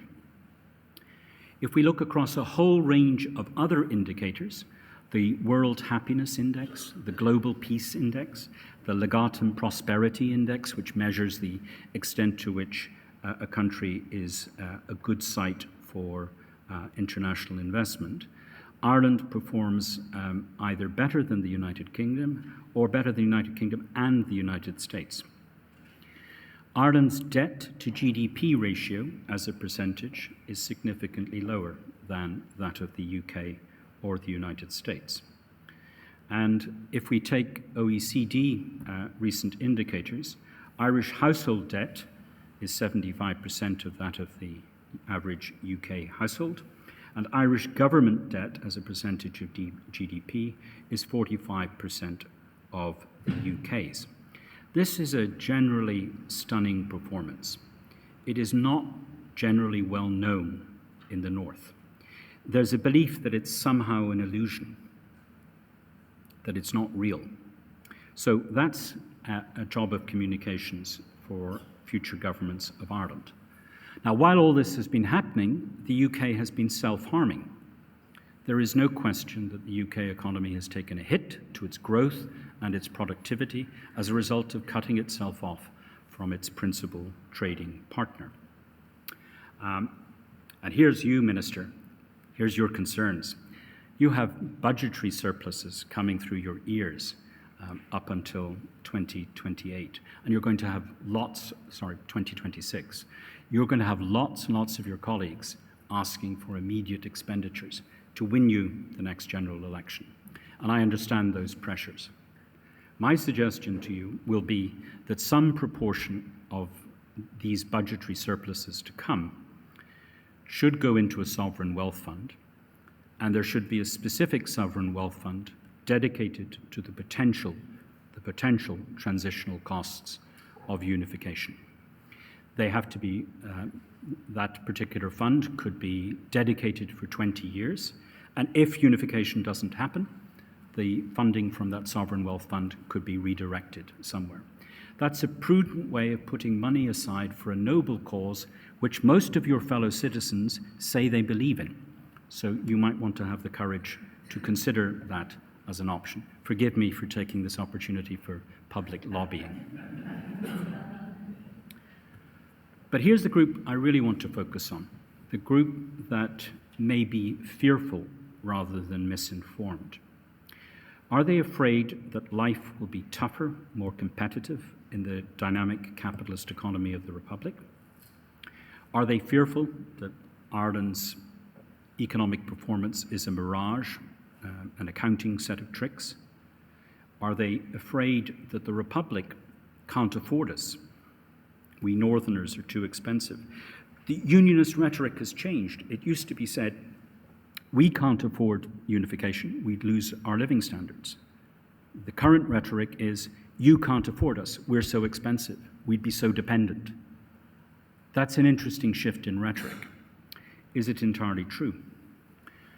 Some Northerners might fear rationally that they will face economic shock therapy if there were to be rapid unification. Northern Ireland cultural Catholics are very heavily employed in the public sector. They might fear a rationalisation of the Northern public sector, especially under an integrated model of unification. And of course, there are political and security fears. Loyalist backlashes and forelashes have been part of the last century. Republicans have not been the only violent grouping on the island, to put matters mildly. So I want to suggest that this is the model of unification in the heads of lots of cultural Catholics. Now you'll look at me and say, you're a professor, you're an idiot. How could this model be in people's heads? Let me explain. On the left-hand side, imagine we could measure the perceived welfare for Northern Ireland's cultural Catholics if they join the Republic of Ireland or if they stay in the United Kingdom. And let us imagine that the Republic's growth path, without recessions, which is an absurdity, will generally remain ahead of that of the United Kingdom. Okay, so my supposition is that Ireland's current economic success, at least in relationship to the UK, will continue, partly because Ireland is an English language country inside the European Union, welcoming to American investment. Now, if that's right, cultural Catholics might still not want to go from the lower UK growth path to the higher Republic growth path, even if they believed on average they would be better off. Why? Because they are fearful of what I call the valley of transition. That first of all, their welfare would fall before it would rise. Now, that's a rational model of people's fears. They fear the costs of transition. So how do you address that question, assuming it's real? And I'm going to do research where I hope I will be able to prove that this is real. People are frightened of the costs of transition. And of course, these fears are not confined to the north. They exist in the south as well. So the best strategy for those in favor of unification is to persuade the base that the descent into the valley will be short or that there will be no descent. And that's probably a more difficult message to sell. So they have to shorten the perception of the length and depth of the valley. And that's where your Sovereign Wealth Fund comes in, Minister, as well as long-term preparation for constitutional transformation. So, in short, my message is that the South has to be prepared, whether it is led by a Sinn Féin coalition, or led by a Fianna Fáil-led coalition, or led by a Fine Gael coalition, or some permutation of those three major parties. They all have to think about how they might maximize losers' consent. I've erroneously typed minimizing there. That's a late-night piece of typing. They have to think very carefully about how to reduce the likelihood of a loyalist backlash and enhance the defeat of any prospect of loyalist insurrection. They must be prepared to address the costs of transition. And overall, there has to be a consensus among the parties, both about our EU future and about ourselves as sites for continuing friendly American investment. And lastly, Irish policymakers have to think carefully about how they make their health service visibly attractive. It's already more successful in terms of generating better life expectancy than the National Health Service in the north. But that message has to be accompanied by a radical step improvement in healthcare. That's all I have to say for now. I look forward to being interrogated with courtesy and with respect for my human rights. Thank you for listening to me.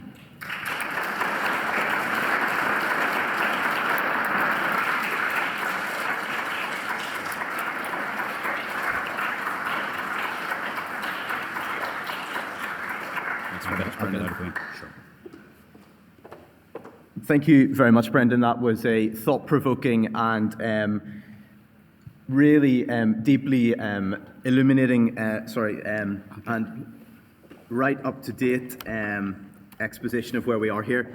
Unfortunately, I've been informed that we are running a bit behind schedule, and actually, Brendan had said to me last night, if I'm going on a bit too long, catch my eye and stop me.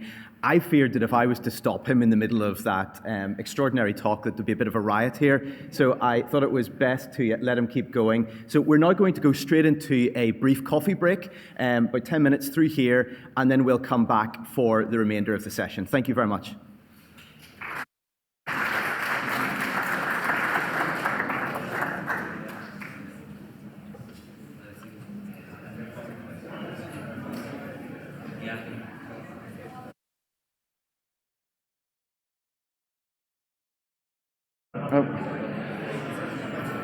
Excuse me.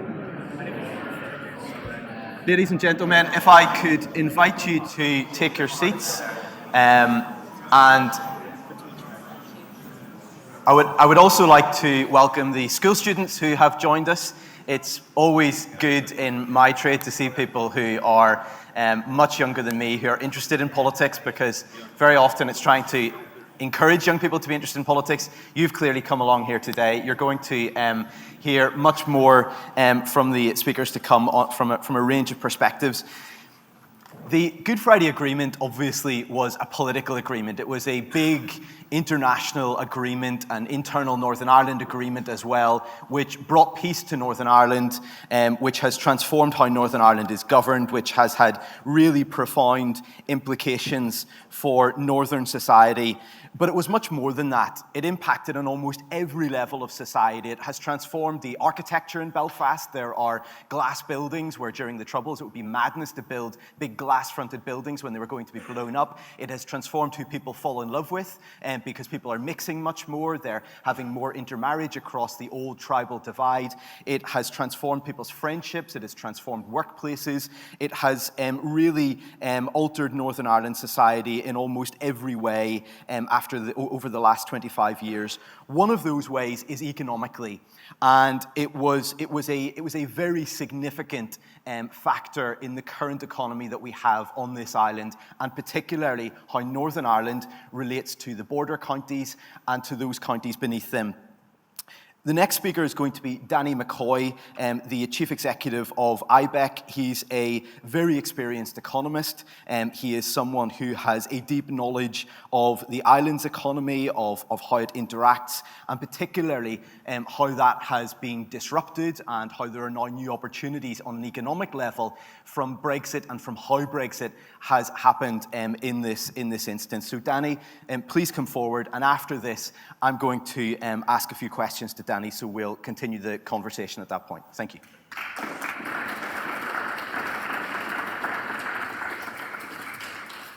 Thank you very much, Sam. Brendan, that was a tour de force, phenomenal presentation. So the only one that was more grateful than everybody here is me, because I was down for an hour, and now I'm going to be really short. And so it's an excuse for lack of preparation. Thanks to Mary for the invitation, but also thanks for those of you who are here, because I think this is a really important time and a generational time for people to be prepared and to know the context in which we're operating in. And Brendan took us through the issues around reunification. But obviously at an economic pivot point, and much has been discussed earlier this morning with the Minister as well, I'd like to maybe just have some reflections on the Belfast Good Friday Agreement, on its 25th anniversary, not so much in terms of commemoration, although I think that was important and I think that has been done very well, but rather in terms of how we take it forward. As Sam introduced me, I'm Danny McCoy. I'm the CEO of Ibec. So Ibec is the Irish Business Employers Confederation, and a bit like the Irish economic and business story, I think it's reflective in the story of Ibec as well in terms of the last few decades in conjunction with our British colleagues in the Confederation of British Industry, but stimulated by the work of Sir George Quigley. We've had a joint business council that Michael Darcy has been very ably the pivot through all of that time in looking at the all-island, although I think the shared island is much easier because when people hear the word all-island, they think all-Ireland, and that's obviously a trigger into a different emotive response, which, again, in the surveys, as Brendan showed very articulately, that this is all about a feeling as much as it is about the facts. Those of you who have seen me before, not today, but I tend to use data like an inebriate uses a lamppost, more for support than for illumination, but hopefully I'll try to illuminate more than support today on just some of the kind of the economic facts of what we've observed over the last 25 years in both jurisdictions.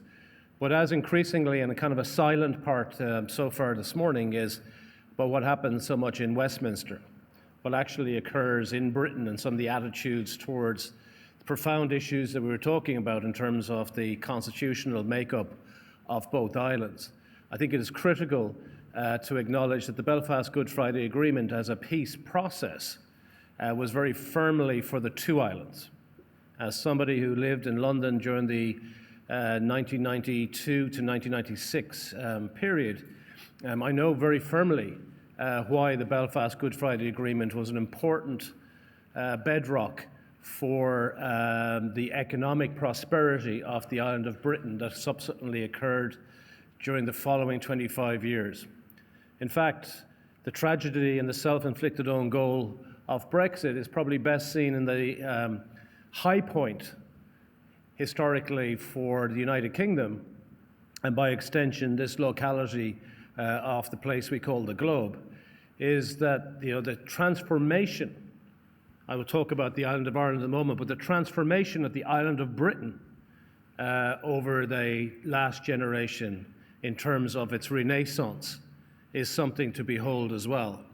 But I think if you're looking for one statistic on the absolute high point, it would be that year 2016, the referendum year of Brexit.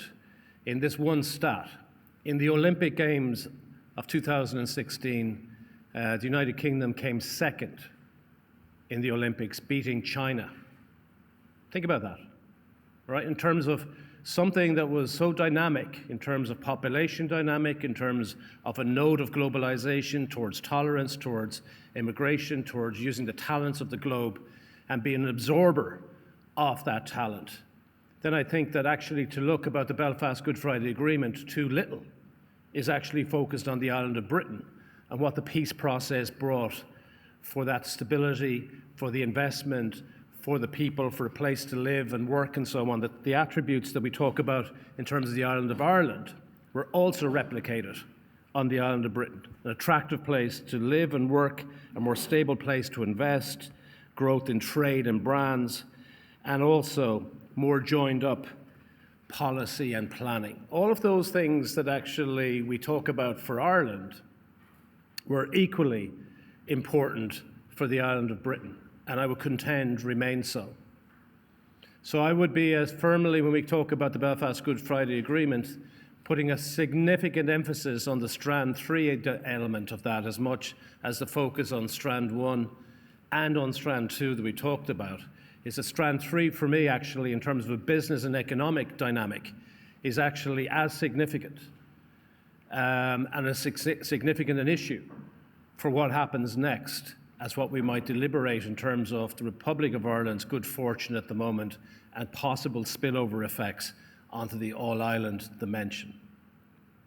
But just very briefly to acknowledge the past 25 years and those issues around a place to live and to work. I suppose the easiest statistic of all is what's happened to the population dynamic in terms of net immigration. we can see that that's been a transformative in terms of 25 years for the population, which at best was moribund on the island. Uniquely, as we know, there's no place on earth that has a lower population today than in the 1840s. Against a population of just over 1 billion people in the 1840s, we know the island of Ireland had 8 million people. Very little known is that we had 17 million on the same census night on the island of Britain. So we've had a pro rata performance, we'd have somewhere around 35 million people on the island of Ireland. And again, that shudders and people smile at this and think, and there's kind of a shock. Well, actually, why should it be a shock? Actually, if some of the prosperity and the peace and the dividend, it should be that rebuild of the population that got diminished and spread to the world in terms of our diaspora. So we again at that Joint Business Council with the CBI, over 10 years ago now, put together a connected island proposition. And that connected island proposition was, among other things, that we would connect up through a motorway system right across this island. It's still pretty stark when you come to Cork and think about the fact that the second city is still not connected to the third city, Limerick, by a motorway system. Thankfully, as somebody from Tuam, I can get to Tuam by motorway from Dublin for the past decade to put that in proposition. Tragically, that part of the N17 no longer exists. There is still an N17, but my schoolmate who wrote the song, Leo Morton, has been culturally taken away from that by the rise of the motorway system. So we have an M17, but not an N17 to turn left at Claregalway at. But in that regard, this dynamic of infrastructure, but its patchiness actually, and deliver of failure to connect the full network, exists in many, many issues. However, there have been some very notable successes over the last 25 years, particularly the single electricity market, so fundamental in our proposition and investment proposition. Has been really significant backstop to what we've seen as the real surge in growth. The underpinning of that has allowed what is really at the heart is the economic entity, the joint economic entity of this island. Independent of its jurisdictional and political reunification, what we have seen economically is a very significant reunifying of the channels and distribution aspects of the whole island in the last 25 years. However, those who study the business knows that the underpinning was very firmly joint membership of the European Union, and the absence of a border by 1998 was a function of the single market of 1992. Too few business leaders in particular will be able to articulate that fact. When we had the fairly interesting proposition of kind of Miles Nagopoline as people came to take a look at the border that wasn't there in the discussions around Brexit, as people stood on a line which didn't appear to be giving anything at all, that was a function of the single market. And hence the real significance about the protocol to ensure that we don't have those borders, economic borders, in the first instance that become potentially political borders in their significance again, that we had the protocol and now the Windsor framework.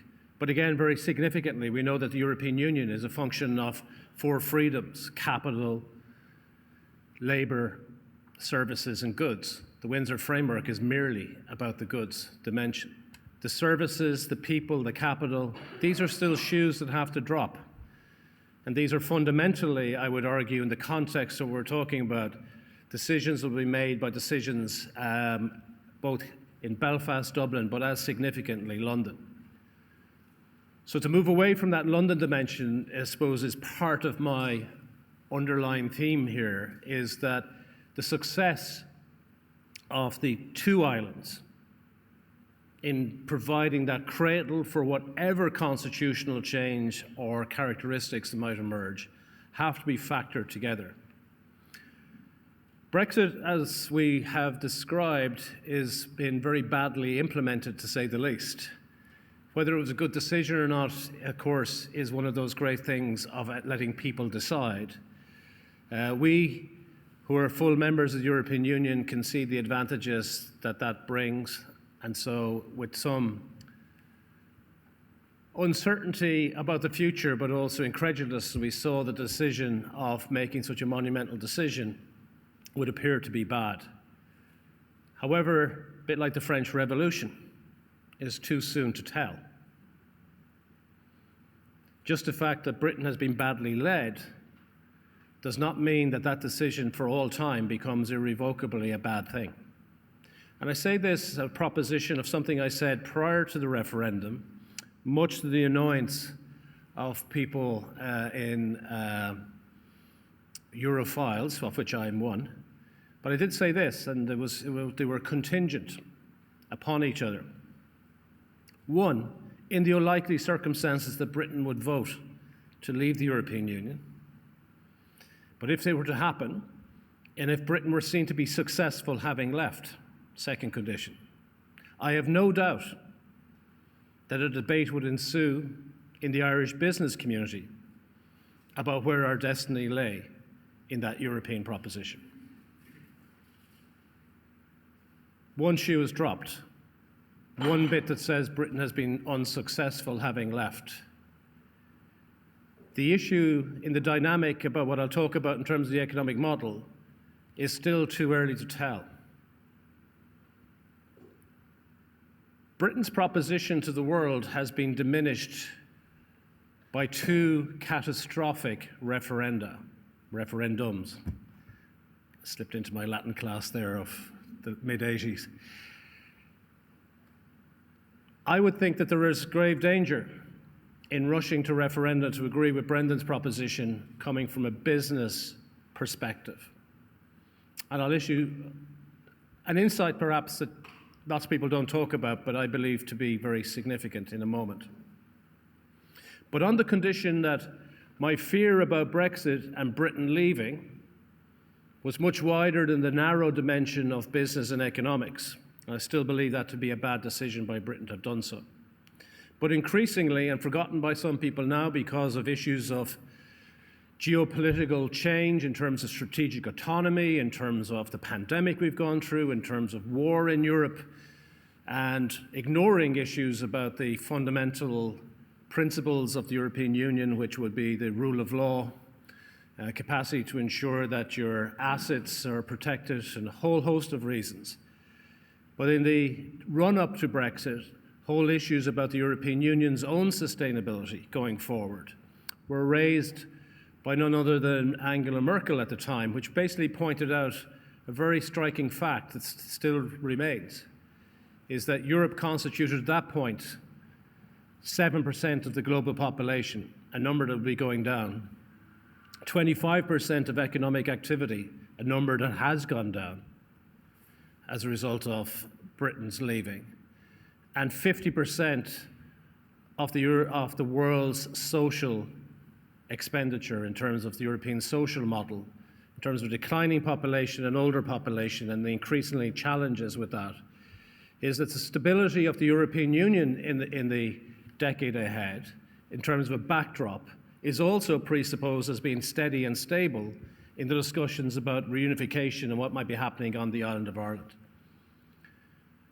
Britain pulling levers, which they did a decade ago, is a real challenge for some of the great successes, including this Cork region in biopharma and medtech, in terms of the proposition that is put forward in terms of access to market. Increasingly, we look at the statistics of those very big sectors of our economy. Even in 2016, there was a lazy assumption that all of the investment in Ireland was merely to serve the European Union. That's not the case. This is truly a globalized base that feeds into the Middle East and Africa, wider, and particularly back to the United States. The proposition of having to have access to the European Union is an assumed variable, which actually the facts in terms of being able to service the European Union from locations outside the European Union are increasingly not the case when it comes to issues of capital services. While goods may still be the clunky and the bit that people can tangibly see, this aspect's about where the proposition in terms of serve a world from doesn't, in my view, put Britain at a disadvantage in the long term. And so some of the issues in which the Irish model, and if Northern Ireland were to join in that reunification, will have issues within the European Union that will be clunkier in terms to react to a much more competitive and perhaps aggressive Britain if and when they stabilize from this period of time in terms of a society that is moving around so much. I look forward to that moment because I think that's where the true test of the Irish business model will come in, the capacity to be able to compete. And I am quite strong that we will be competitive because we have that resilience and we've built this up. But this should not be assumed. Conscious of time, I wanted to maybe just say a couple of things on referendums. Brexit clearly has pushed, as Brendan's numbers showing, the UK backwards very significantly. There are signs of stabilisation. Economic growth is beginning to get revised upwards. And the fact that the society has gone through such a turbulent leadership, including the leadership of Liz Truss, for those short, brief times, have been hugely damaging to the British economy. While short in time, it has a really devastating legacy in terms of how the checks and balances didn't appear to be in place for what was rogue activity in terms of decisions made against irrelevant to the backdrop of the global financial markets. But those things will start to stabilise.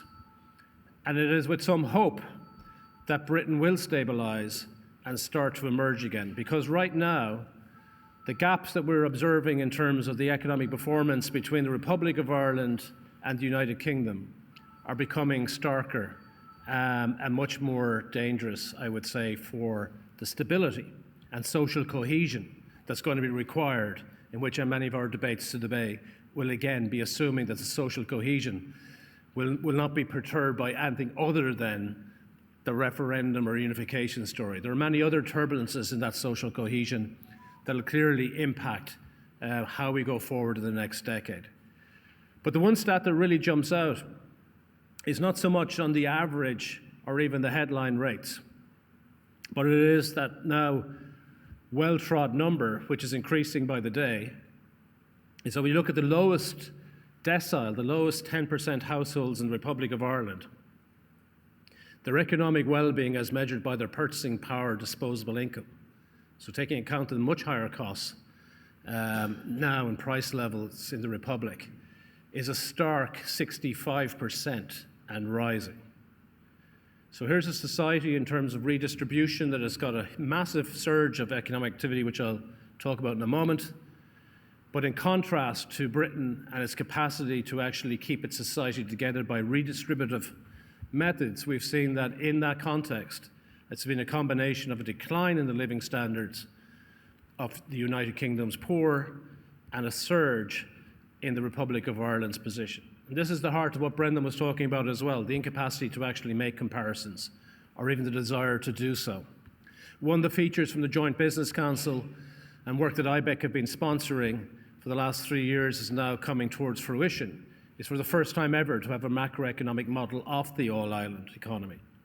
One that actually will be predicated on macroeconomic models coming from the SRI and the National Institute of Economic and Social Research in London, to basically have a coordinated macroeconomic model. As part of that work, the ESRI and NISR have been putting together elements of that macroeconomic model, which shows that the actual numbers have been, in terms of the north-south dimension of economic activity, have been underestimated dramatically over many, many years. However, it's still the case that remarkably for two jurisdictions that are proximate to each other, the level of interaction still remains surprisingly low, and that's after 50 years in the European Union for both jurisdictions, which will be one of the bigger factors in trying to underpin a level playing pitch that would allow some of those synergies between proximate regions to occur. However, we've seen very dramatic numbers come through in terms of trade, even since Brexit in a north-south dimension. Again, the numbers going cross-border every day in terms of economic activity gives rise to what we do know is to be a very significant part from the business world, is that we basically have an effective joint labour market within this island. It may have different elements in terms of taxation, of currency and so on, but the fundamental factor is that a significant proportion of the economic wealth from this republic's economic miracle has actually spilled over into the living standards of those who are in Northern Ireland. They may not want His Majesty's revenue to be always fully aware or fully aligned with that story, but in terms of those things that we see as real-time information, in terms of consumption bundles, in terms of what's happening on average. That's not to say that we haven't huge gaps in both jurisdictions in terms of the haves and the have-nots, but what we are seeing is a lot more interaction, particularly mediated through the labour market and that very significant common travel area, which, again, Michael Darcy reminded me that the Treaty of Amsterdam was also voted upon in 1998 on the same day as the referenda on Articles 2 and 3. And that, of course, Treaty of Amsterdam was where the Schengen Agreement was brought forward through the remainder of the rest of the European Union, but Ireland, in line with Britain, decided to stay out. What a very useful thing now to have the unintended consequences of referenda may throw up something that might be very useful to the future to allow us to have a much more capacity to integrate the two jurisdictions in a way that's difficult but still remains somewhat novel in the context of the remainder of the European Union. To finish up on the economic performance, and particularly the issues that Brendan brought forward, I think, to the Minister about the Sovereign Wealth Fund and how it may be named or what its intention may be for. I want to just maybe say a couple of things. One, Brendan's graph from Angus Deaton, I think, or from the Penn tables, the Madison data set, is very evocative and I believe to be very accurate. I'm a disciple of GDP in this great debate. Is it a biscuit, is it a bar, can you trust it, can you not? Our revenues in the Republic of Ireland come from GDP. It's about as subtle as deciding that your crime figures, you'll only count Indigenous crime perpetrators and ignore anybody else in your society if you think this true. And in fact, through another referendum, a referendum was brought forward during the post-financial crash, the stability referendum, as it might be referred to, when we signed up to debt breaks and deficit rules. Those deficit rules are predicated on the EU Stability and Growth Pact rules, which themselves are predicated on GDP. So implicitly, at least, we had a referendum on GDP, and we actually acknowledged it by putting it implicitly into our constitution. So the choices of trying to ignore it on days that you don't like it is as subtle as how I weigh myself some days, by keeping my arm and my leg off till I find a weight that I find attractive for myself, if not for you, to go out to see the world. So in that regard, this story about GDP is actually not that it's accurate. All the other measures are equally inaccurate. It's the signal that it sends.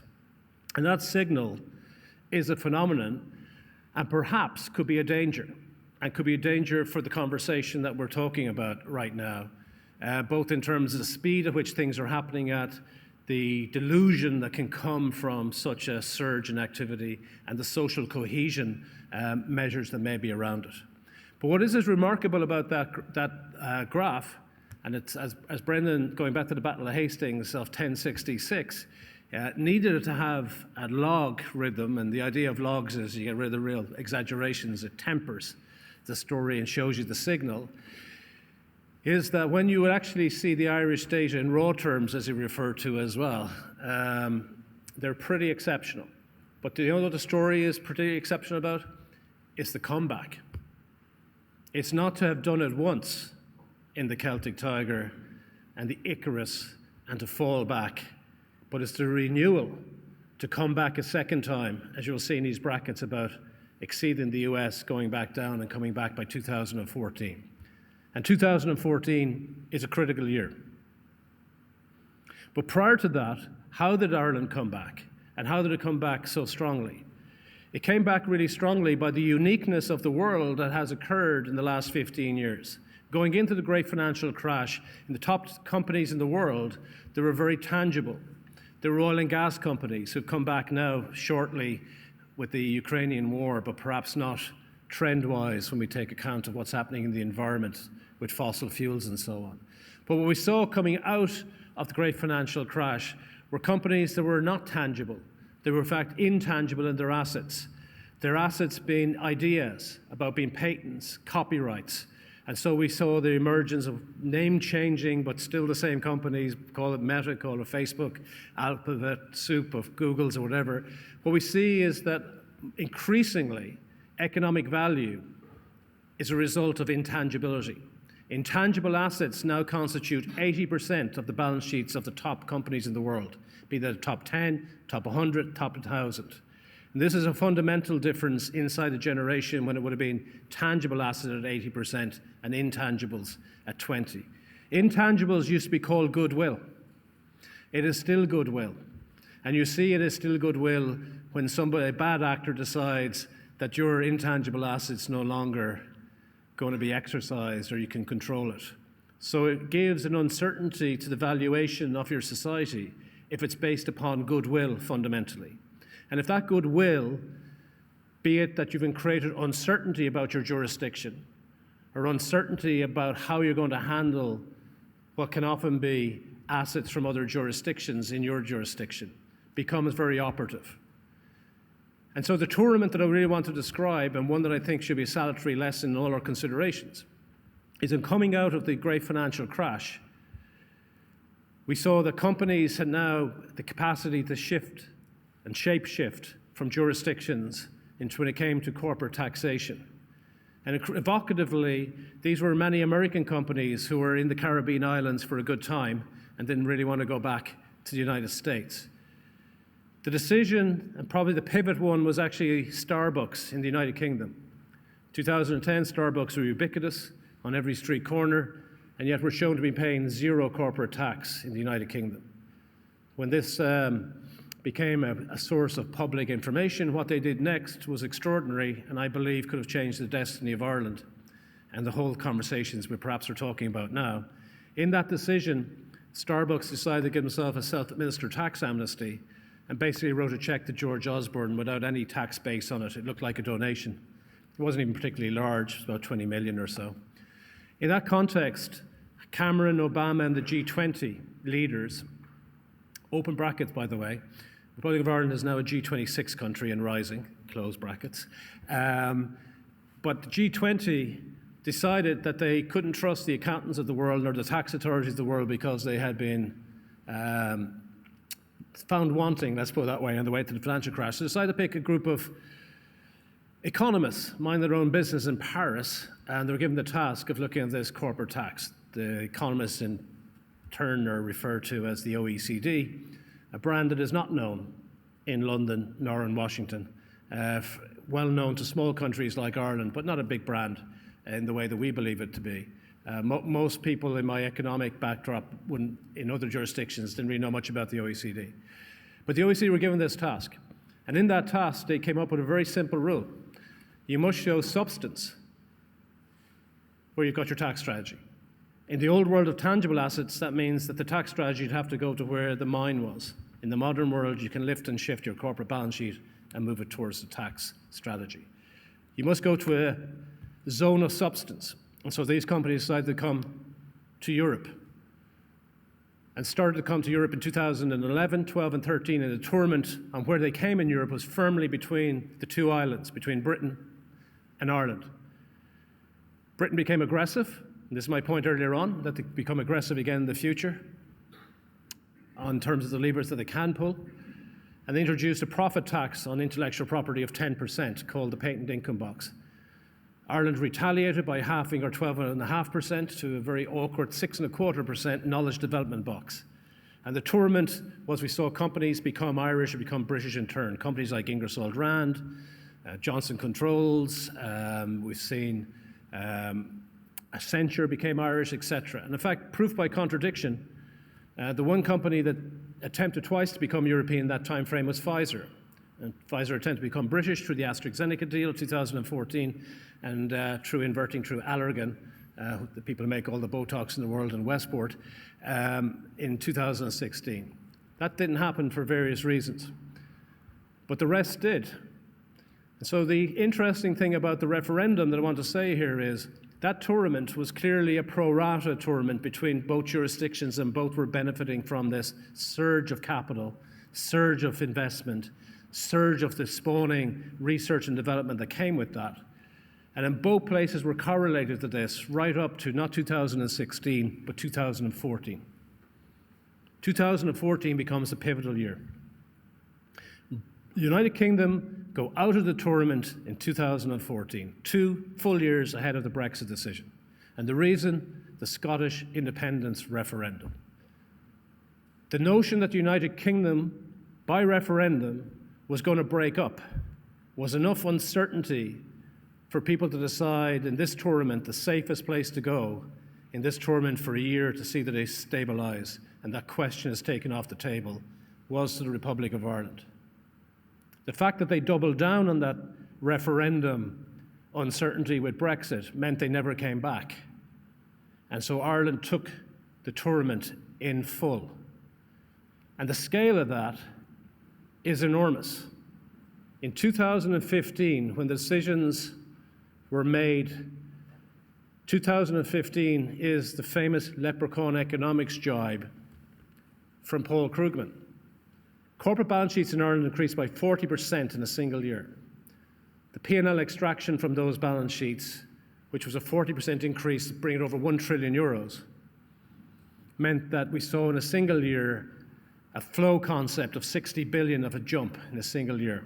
That was sufficient to bring up our GDP by 35% in money terms in a single year. That then cascaded each year after, probably best replicated for people in terms of cash, in terms of corporate tax revenue, which basically went from jumps of 4 billion, 7 billion, 9 billion, 13 billion, 23 billion. The minister is coping with, can he keep expectations below 25 billion?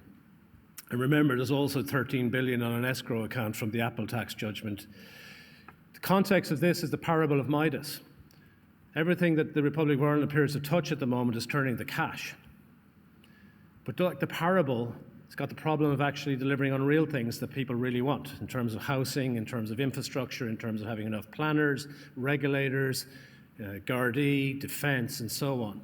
Our social fabric and our social construct to enter into a conversation on reunification could ironically, for generations of Irish people, will be a function of having too much money, not having too little. So therefore, that discussion on the Sovereign Wealth Fund, I think, is very important to acknowledge, is that this potential time the next decade about reunification, the least problem is actually the money issue. And yet it's the one that keeps being brought forward by the uninitiated. The same uninitiated, actually, who failed to see that GDP was actually sending a signal, and was actually sending the signals for what we now see as the harvest of the last 10 years. Great as it was, but now we're dealing with the problems of having too much. So my last point is, beware of referenda. Referenda are actually taken too quickly and don't get completed. Whatever the outcome is, it's the non-completion of referenda that I think is the lesson of the last 10 years post the Belfast Good Friday Agreement. Thank you.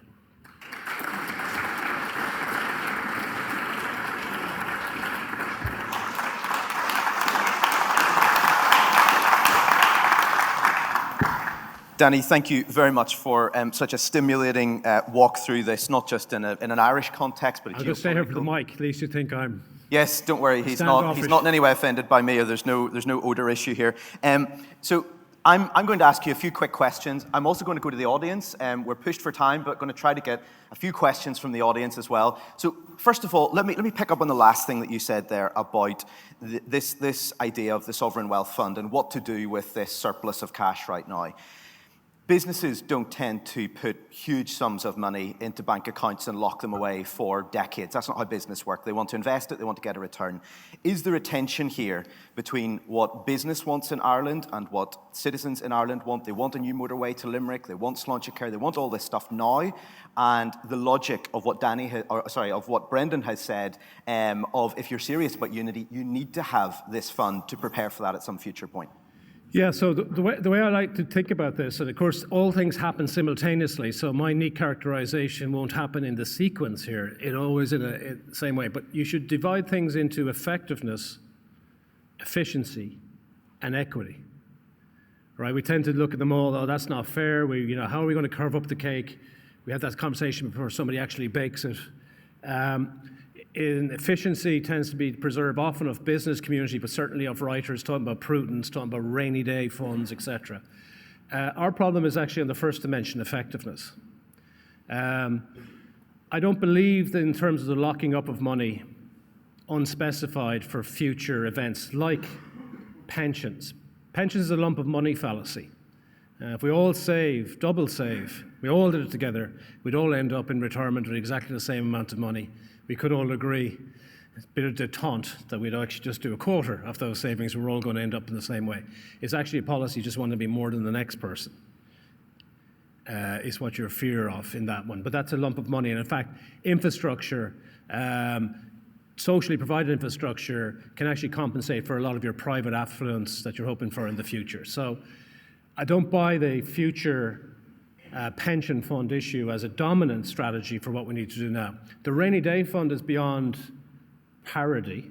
We actually have a Scorchio problem. We're overheating and burning up our political capital and our social cohesion capital right now. So this money needs to be put to work right now.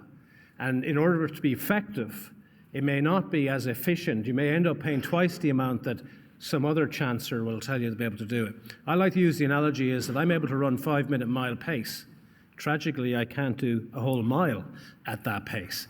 And so lots of people will tell you what they would do and how they would deliver it more efficiently. If you think about the Children's Hospital, which is a great debate in Dublin, and its cost going really high, the problem is cost's an issue, but the real problem is it's currently childless. There's no children there yet. And when you think about that, should have been built quite some time ago. It should be at least a decade, and that goes to the heart of the issues around the motorway system I mentioned earlier on. There's enough to be doing today than have the nonsense of squirreling it away. Hypothecating, though, for what use you might make of it, and actually declaring that that's available money for a transition, the transition valley that Brendan talked about, I think is fair enough. You're basically saying this is not about money. There'll be enough money there. We'll pay one way or another, and we're prepared to put the money up front to say how we're going to keep the social cohesion or how we will offer up the prospect of a reunification. And it's a very unique circumstance we find ourselves in.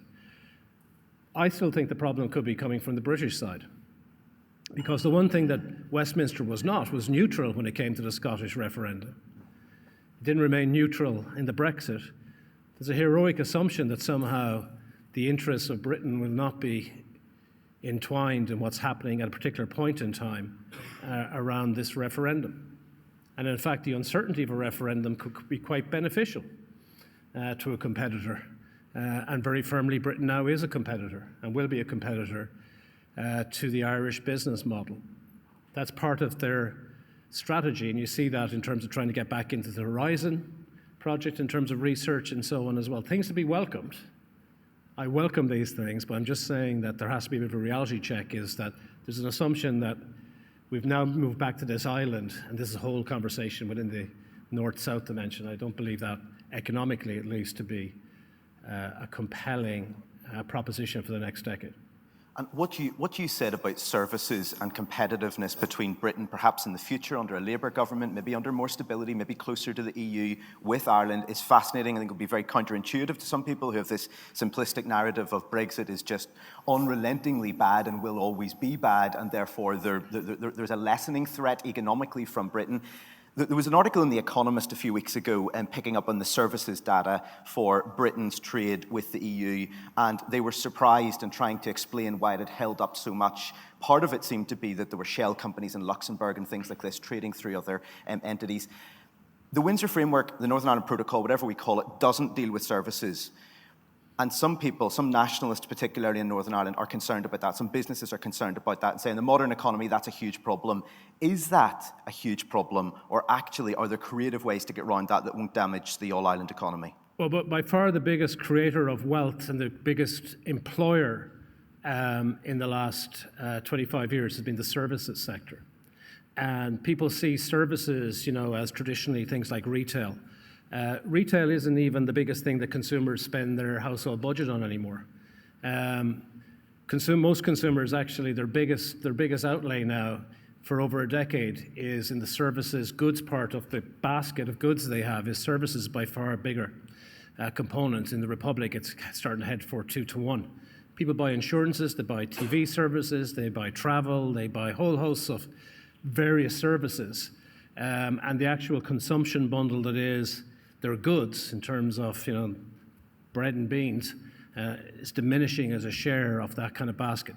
So services, even at the level of the household, reveals that services is the most important, relatively the most important dynamic in the economic structure of all modern economy, and that includes Ireland as well. Slight difference in the last 10 years is goods become much more significant value added in our economic story because of biopharma products and medtech products, the things that are goods in that sense of they've got tangibility and physical. But the reality is that the big story in terms of differentials is in services, not in terms of goods. Goods is very political because people can see it and it's tangible. But what's happening in services is probably much more significant. And that's why universities are so important. That's why the branding of the universities are so important, and the perception of where they rank is so important. And I think that a lot of our debate needs to go back into the funding of our universities to get those brands up. Once bought, I stay bought, as I'm here in UCC or in the UCC space. But I think that really is a big issue. That we really need, if we're getting our wealth from intangible assets, which are intellectual property, then we must demonstrate to the world that this is a place that actually is a cradle of both property rights in terms of making sure they're secure, but also has an ecosystem which is progressive in terms of ideas, in terms of funding and new technologies and reinvestment into our sector. And our investment in our university sectors was very good 15 years ago, but lots of things were invested then are starting to decay. And so part of this sovereign wealth fund is not to tie up money for the future, but to actually address the gaps and deficits that are very apparent to us today. One final question before I go to the audience. Very simple question. What's the typical view? And I know that there isn't a typical view, but if you could have a representative business person in Ireland, what's their view of Irish unity? Yeah, my knee is hurting us, so I shouldn't lean to the left. I knew that was a bad idea. I'm only 10 minutes leaning to the left. I'm already discomforted. So, first of all, my impression is, it's interesting to test the water in Cork. There's kind of a gravity model. Further you go away from the border, the more the decay in interest starts to occur. And so you'd be doing well to get to Mullingar before the tipping point occurs. We found that in Brexit as well. And so part of what we did this year in Ibec, going into the 25th anniversary, was to put together a campaign for peace and prosperity. And if you see that campaign, and I recommend it, some great case studies in there, it's incredibly simplistic. It's actually just trying to explain to a business audience what's the difference between the Belfast Good Friday Agreement and the protocol and the single market. And people get these things mixed up. And the whole notion of a strand 1, strand 2, and strand 3, most business people wouldn't be able to articulate that.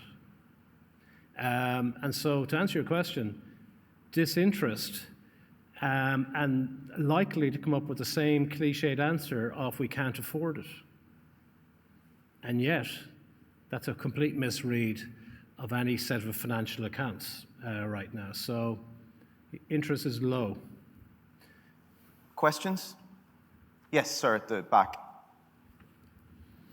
Sorry, I think there's a microphone coming to you there. Thank you. Sure, if it's working. Thank you. I wanted to ask a question in relation to environmental infrastructure, which hasn't been mentioned. I would have thought one of the difficulties in terms of underinvestment in both jurisdictions, in the Republic and in Northern Ireland, and maybe for different reasons, are the quality of water services. and adherence to EU levels of cleanliness, for instance, and important pieces of infrastructure. And in Northern Ireland, the fact that post-Brexit, that adherence to high water quality standards and infrastructure to provide that is going in an opposite direction because it's seen to be a competitive advantage. And don't we need to have a conversation as well about the lack of investment and the need to invest appropriately in environmental infrastructure as well? Yeah, no, that's a truism. So the answer to that is yes. The question is the relative aspects and when you advance that. So for instance, in terms of that connected island, the connectivity in terms of completing a network, I would say, is as equally compelling. In fact, gives the resources to deal with some of the environmental issues. But the fact that they are not connected, I think, goes back to some of the decisions that were probably made 10 or 15 years ago. Yes, sir, over here.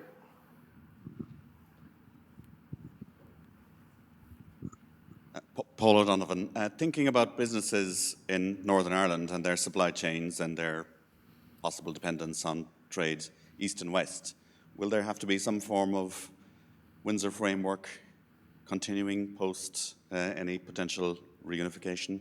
And what appetite would there be for that in the UK and in the EU? Yeah, well, I think that's enlightened geometry, to say the least, is that, you know, one of the features in which my comments at the start about the European Union and the belief that Britain leaving would set off a different dynamic, not necessarily even just on the success, perceived success of Britain, is actually how do you have the compatibility of networks, the water infrastructure, the electricity infrastructure, that will be competitive for both jurisdictions, will require that the alignment in terms of rules, in terms of the access, will need to be kept as close as possible, that you don't end up deviating away. This idea of dynamic alignment was always a very significant issue that people have forgotten about now. It wasn't that the trains are right beside each other and that Britain moves, but as Europe moves and Britain doesn't, we'll start to see some gaps developing in that alignment, which will ultimately give rise to difficulties of alignment. This was particularly an issue for the German reunification. There's a concept in biology called cladogenesis, which is fundamentally species that could mate. If they live too far apart for too long in different terrains, will lose that capacity. So there's a fear of cladogenesis the longer we stay apart. And so there is a need, particularly from the Irish context, to look for situations just like the common travel area that might be required for alignments in some of the other aspects. And that goes back to the heart of a wider issue, which I kind of failed to mention, which was going into Brexit. A very significant debate was emerging, and we'll come back in the European Union, about different speeds of Europe and different concentric circles of activity. And it's making sure that the Republic of Ireland is in one of those circles that's compatible with a Britain coming back into some other looser arrangement with the European Union, I think would be, again, far-sighted for leaders, rather than a rush to make those alignments or misalignments more pronounced in a fast space of time. But nobody seems to be brave enough to have that conversation in Ireland politically. Do we have one final, very brief question? Yes, here at the front. Thank you.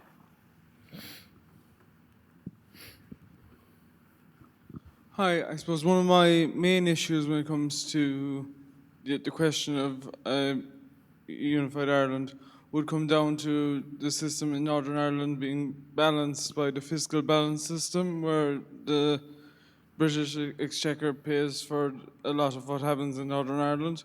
And do we risk then, I know we have a surplus and we had a surplus this year and we're likely to have a surplus next year in terms of our taxes as well. But do we risk having, let's say, 5 million down south paying for the 2 million up north versus the 60 million in Britain paying the 16 euros to Northern Ireland versus €1 to Liverpool, that ratio with similar populations? Do we risk or spending more than we can afford in that regard? Good, thank you. It's a very good question. I think, though, it's a question that's been bounded by a narrative, the narrative that we hear all the time. So first of all, there's an assumption that somehow there's a spectacular labour force in the Republic of Ireland that can do magical things. There's an old song, the guy down the chip shop thinks he's Elvis. Well, we have situations where people can leave the chip shop in a small town Ireland and enter into a multinational company. And over that 24 hours, they go from producing about 40,000 euros of economic activity to somewhere about 300,000 euros. It's not that individual. And so then the corollary is that the somehow superhumans that we have in the Republic are living on an island with people who are for all time destined to be economic welfare supplicants. The dynamism that's available in the north has been seen through generations, and there's a huge and lazy assumption in the south that the Northern Ireland is going to be a drain dynamically into the future.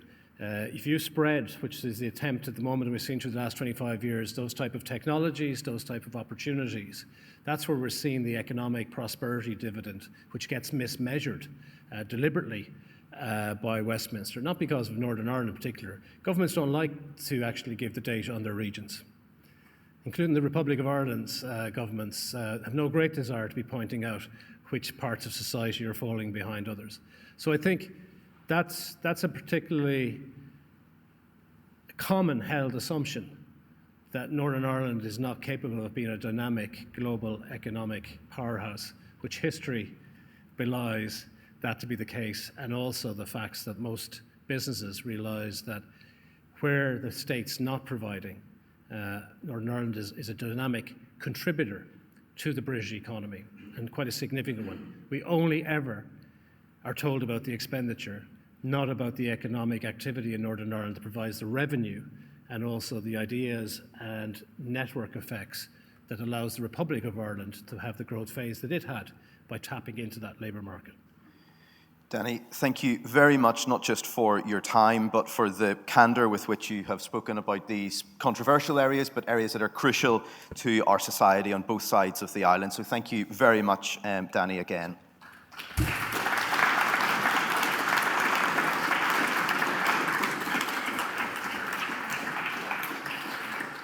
I would now like to invite onto the stage my panellists for the final part of today's proceedings. We're going to be looking a little bit more back at the Good Friday Agreement, what it's meant for Northern Ireland, but also what it's meant for the rest of the island. So please come on up. We've got Michael Darcy from the Centre for Cross-Border Studies. We've got Denise Walsh here to my left from Lakeland Dairies. We've got Amanda Dunsmore, the artist and curator of Agreement. And last but not least, we have got Eileen Weir, who, like me, has come from Belfast for today's event. She's from the Shankill Women's Centre. Michael, if I could start, apologies for that, if I could start with you. We've been talking a lot about economics, and this is your specialism. How much do you think the current economy on this island is driven by what happened in 1998 in the Good Friday Agreement, and how much of it is actually about the EU single market, which preceded that by several years? It's a combination of both. He's coming to fix my loudspeakers. But generally speaking, I don't need a loudspeaker, as you notice, but I better wait for him to do that. Okay, just leave it there.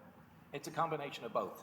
And to put into the third piece was the peace, actual ceasefires. Because that ended political violence and large-scale political violence. And one of the things that's been really interesting for me, and Mary has been really great in bringing me down here to engage with Cork on this whole process of the Good Friday Agreement, has been to pick up the gravity model point, is the sense that because Cork felt so far away from all of the violence that was taking place in the north, that somehow it didn't affect us. Well, the truth of the matter is, if you look at the economic performance of Cork since the Good Friday Agreement, the peace process and the single market, it has hugely benefited. Why? Because actually the purpose of political violence is to create fear. Fear of investment, fear in the future, fear that you can actually get a return on what you put in. A couple of stats, myself and my wife are into gardening. We came down on Saturday to go to Blarney Castle Gardens. They say they now get 200,000 people a year to kiss the Blarney Stone. mostly Americans. How many of those would be coming if they didn't feel safe? How many of those would actually be considering that trip of a lifetime, as the Americans who joined us for breakfast said that they'd been planning for years? COVID had put them off coming. Do you think that if the violence, even down here in Cork, so far away from the north, had been not ceased, right? And that connectivity is direct in terms of what got them here, the promotion of Tourism Ireland, which is a body that was set up under the Good Friday Agreement. Danny mentioned the foreign direct investment story, 126 companies, I think, based in Cork that are from overseas. How many, I mean, of course you get these companies, but how many of them would have come to Cork since 1998? How many of them are here because of the agreement, because of stability? And that was a key word. Danny mentioned it. I'll give a plug. The Ibec report that they produced for peace and prosperity was all about the stability for investment. Business needs security. You were talking about they don't want to leave in the bank. They want to put it into something, and Denise, I'm sure, will speak about that as well. They'll get a return. It's the stability that we have. And the thing that really interests me is the absence of connectivity between the Good Friday Agreement discussion and the business and economic discussion, north and south, okay? And I actually, and I've had this discussion with Bertie Ahern, blame him a lot, because in the early days of the economic tiger, we always talked about partnership and social partnership delivering our economic benefit. And over here was the Good Friday Agreement that delivered peace, and that was assumed to be for Northern Ireland. Actually, as Bertie recognised at one of the events that Ibec ran, the two are intimately intertwined. You won't have peace embedded without prosperity, and you won't have sustained prosperity without embedded peace. And that goes for the whole of this island, and for both of these islands. How does that fit into the agreement? It's 3 strands. Strand 1, Northern Ireland, about which Northern Ireland speaks too much, and not about the other strands. Strand 2, North-South, which is the totality of relationships on this island. And that's the key word. That's where we are now, as distinct a post-breakfast. It's that new totality of relationships. And Strand 3, which is about relationships between the 2 islands. Economic relations, social, cultural, all of those things locked up into the 2 institutions that are still working, of the British Irish Council and the British Irish Intergovernmental Council. And we can come back to that. But Mary, there's the report that the President mentioned, Cork and the Brexit effect. I suggest what Cork needs to think about now, and it's a real challenge for Cork, I suggest, is Cork and the Good Friday Agreement effect over its next 25 years. And I think it's good to have these people here, but I note it's not a full hall. Despite being the only conference about the 25th anniversary. A good few of the people here, luckily, are at the very start of the Valley of Transition in their school days, and will be living with however we work this agreement over the next 25 years for most of their life. And I think there's a real urgency to have that debate about those next 25 years and to have the politics and the economics combined. Thank you. Denise, you work at the coal face of, or maybe at the dairy face of industry and how it relates to this. What is the impact, forget your sector, just in broad terms, what is the impact of violence on business? How disruptive is it economically? Well, I'd say for us, we started buying milk in 1995. After the single markets had allowed us to move a tanker south without having to be stopped twice on a border, you know. But the real difference was exactly what Michael says, is this idea that where you invest.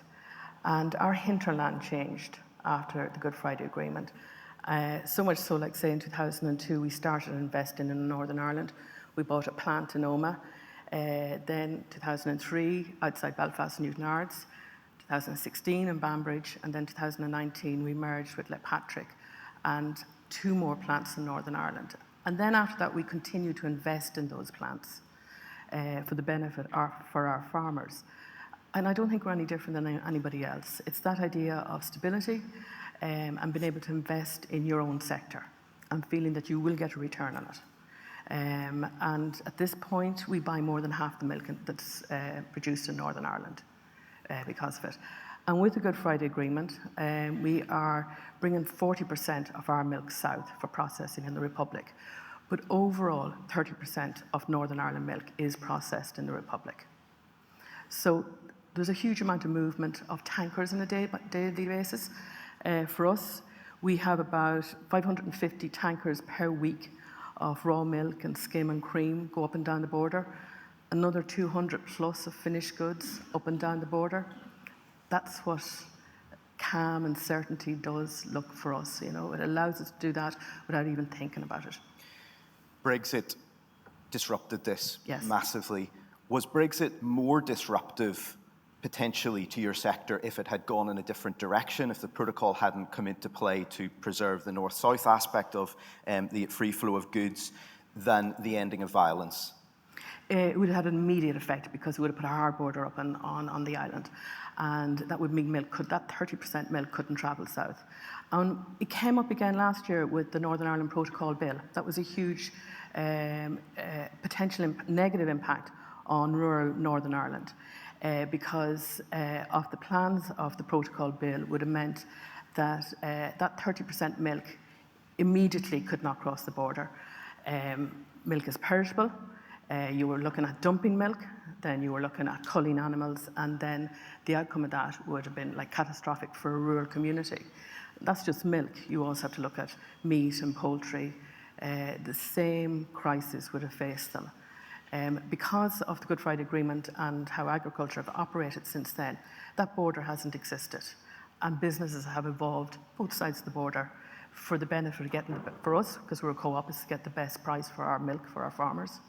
And I suppose, yes, Brexit was a crisis, but we had another crisis last year, which the Windsor framework has taken that Northern Ireland Protocol Bill off the table, which we're immensely thankful for. In a totally different sphere, you're an artist. You came to Belfast from England to study at the art. You came to Belfast from England to study at the Art College. I think during the Troubles, you were then the artist in residence at the Maze Prison, working with Loyalist and Republican prisoners as the peace process moved towards its conclusion, if you like, in 1998. Explain the background to this agreement piece of art. How did it come about? What is it? It's pretty unique. Yes, thank you. It's great that I don't have to explain myself and why I'm here, because often it's like, well, why is the artist here? And I think I'm here because we all have a lived history. We all have a lived understanding of the agreement, and also that lived history is becoming history. So for the TY students here, it's a retrospective understanding. They will study it. But most of us here lived it. And as you can hear, I am English. I'm also now Irish, because I got my Irish citizenship and now can vote in referendums, as Professor O'Leary was discussing. The lived understanding that I have when I was in Northern Ireland, in Belfast, and the living of the Troubles and living unrest not as an individual who came from Northern Ireland, gave me an insight which wasn't immediate, but an understanding of, one, as an artist, you don't make art about the Troubles in Belfast. People didn't want to see work about the Troubles as they lived it. So that actually inherently gives you, as an artist, a sensitivity to society, that you can read society. And one of my jobs is as a social documenter. I call myself a social political, social historical. That's my research area. And that sensitivity to society's reflection upon processes is really part of my art practice. So when I was in Northern Ireland, I was watching the individuals and listening to the politicians, and my studio was there, etc. And when I was in the Maze prison, Mo Molan came in. I was working with the Loyalist and Republican prisoners, and she came in, and the OC of the Loyalist wing was escorting me out of the wing. I had clearance to go everywhere, but the protocol of the wings with the men was you'd be escorted out to the airlock. And he said, Jesus, Amanda, all the women are in this week. And I had to ask what he meant, and Mo Molan had been in, etc. Of course, I was aware of that. Mo Molan's effect upon the peace process, and then all those individuals who created peace. I said to John Alderdice, it's like this incredible pick-a-mix. It was the perfect storm of individuals that brought a unique and rare act in human society, which was agreeing to disagree, which brought about the agreement, as Professor O'Leary called it. And so living that history and living that watching, I felt compelled Now, this is 20 years ago, so it's 20 years worth of work. So I couldn't articulate why that compulsion was, but I felt compelled to gather and document these individuals who made that very, very rare act of peace. Globally, this is something that humanity does not do. And I did it really for future generations, because it is that, and for this conversation here about what is happening on the island of Ireland, about how, and also globally, the fact that peace was made. So to gather, I call them like they're light, they're portraits in light. They are video portraits, they're silent, they're of members of the committee who made the Good Friday Agreement, so that society can reflect back on these individuals. And this curated 3-screen dissemination, which is going to 6 communities now. It was launched in April in the University of Ulster. It's going to 6 communities in Northern Ireland, and it is actually creating a space for communities, lots of the Indian community, women's community, all different communities, to have that space and time to reflect on the silence, because silence is the other side of communication. And it's very unusual for politicians to be silent. Sometimes they're silent when I ask them questions, but that's the exception, I suppose. Generally, they're making speeches, they're up on platforms, they're telling people why they should vote for them. You sat them down for 20 minutes, and there was no talking, and you observed them. What did you see in these people as human beings in that silence? Well, I think that's the word. They're human beings. So there's this society can dismiss or ignore because of the structures of media, because of the structures of civil society, politically, etc., that you can say, well, this individual doesn't represent me, but they all represented communities of interest within at that time. And I'm very interested in the fact, well, John Hume was a school teacher, Martin McGuinness was trained as a butcher, Jerry Adams was a trainee bartender before this culmination that came to conflict. And why does humanity come to conflict? We're actually prevalent that we come to conflict. It's of course, it's in this nation's history as well. Lived history, recent history. So I'm fascinated about individuals who can actually bring the rarity of the opposite of conflict. Eileen, let me turn to you. You're from the Shankill Road. The Shankill, for people who aren't familiar with Belfast, is a proud loyalist area. It was historically a great shopping area, I believe, before I was born, before the Troubles disrupted lots of life and people moved to out-of-town centres and all of the rest of it. It's had deep problems for a very long time. What did the agreement do for the Shankill, or did the agreement change the Shankill in any significant way? Well, I'll take it from my own perspective. You know, I mean, I actually was working in the community at the time, and there was a feeling throughout, irrespective of what the unionist politicians were saying, that the Good Friday Agreement was hope. They weren't expecting everything to change because we had a Good Friday Agreement, but there was an aspect of hope for our younger generation, for people's grandkids, for people's kids. So I believe hope got it over the line. But I also have to say, not only was there work being done up at Stormont, the biggest part of the work that was being done was at grassroots level. Because if grassroots level hadn't done what they done, and in particular the women's movements, hadn't got the Good Friday Agreement brought down into layman's terms, so we could actually take it to the people and explain it to the people, and then they could choose on whether to go for the Good Friday Agreement or not, but it would be done based on information that was out there and not to listen to the political parties and their slant of it. It was particularly harder within unionist, loyalist, Protestant areas, because we had some of the unionist politicians who were against the Good Friday Agreement. And so I think our job within those areas was that wee bit harder. still harder in those areas, but you know, it was sort of way to give people the information so they had an informed choice of their own. I think what changed, you know, communities was always there, but there was a big change for those groups.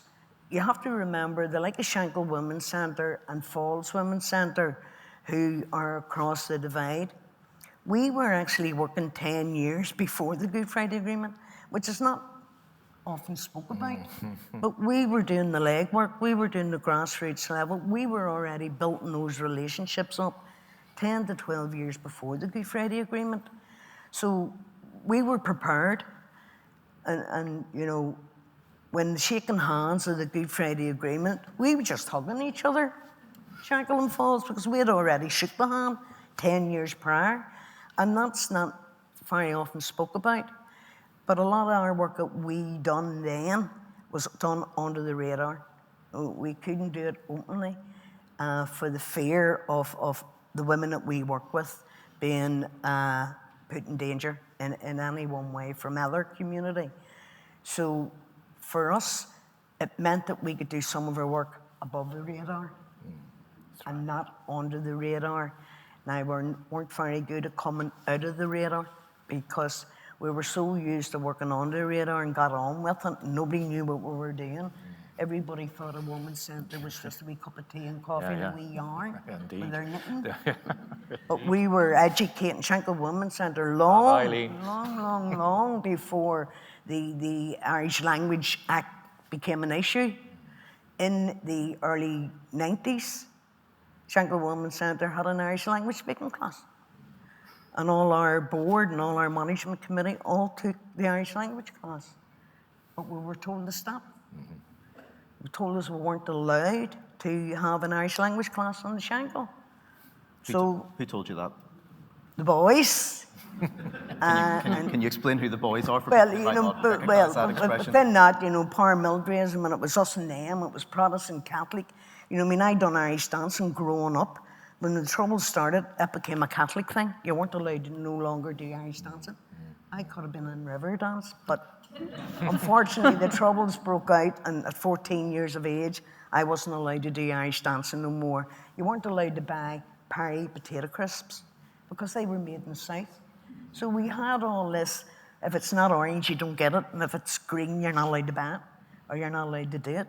So, you know, the fact that we were doing Irish language, that was seen as a green issue. I have to say, Shankill Women's Centre stopped their Irish language class in the house, and the women done it in their own homes every week and completed the Irish language class that Shankill Women's Centre put on. So, you know, but you don't hear these things. We were probably within 5 years of the Good Friday Agreement being signed. I actually said at the time, people were getting really excited. And I says, look, calm down. It's going to take us 15 years to get this because it was only an agreement. We had to implement the agreement, and the implementation of the agreement is still sitting on the shelf 25 years on. And I was sort of going realistic, it'll take 15 years. And I was at Queen's a couple of weeks ago, they're talking another 25 years, and I'm going, you know, I do this job and I'm in this job to have that type of future that I grew up on with the child, you know, jobs, sturdy, and I do what I do to make a better life for the younger generation coming through. There seems to be a turn now, a twist within. I have to say this because I hear investment, and I love investment, and I love in tourism. And without the work that the women's movement and community workers right across, if they weren't doing what they were doing, you wouldn't have this tourist trade. You wouldn't have this business. Why not invest in communities instead of just funding them for a year? The people who made people rich are still the poorest in our society, and they're benefiting very, very little out of the prosperity that the Good Friday Agreement brought to a lot of people, except for the people who lived through it. And I work with an age group. Shankill Women's Centre educates from the cradle to the grave. The group that I work with would be the 43 plus, which if you take 25 years away from that, they were 18 and voted for the Good Friday Agreement. And that's a group of women that I work with. Unfortunately, that seems to be the group that people don't want to fund any longer.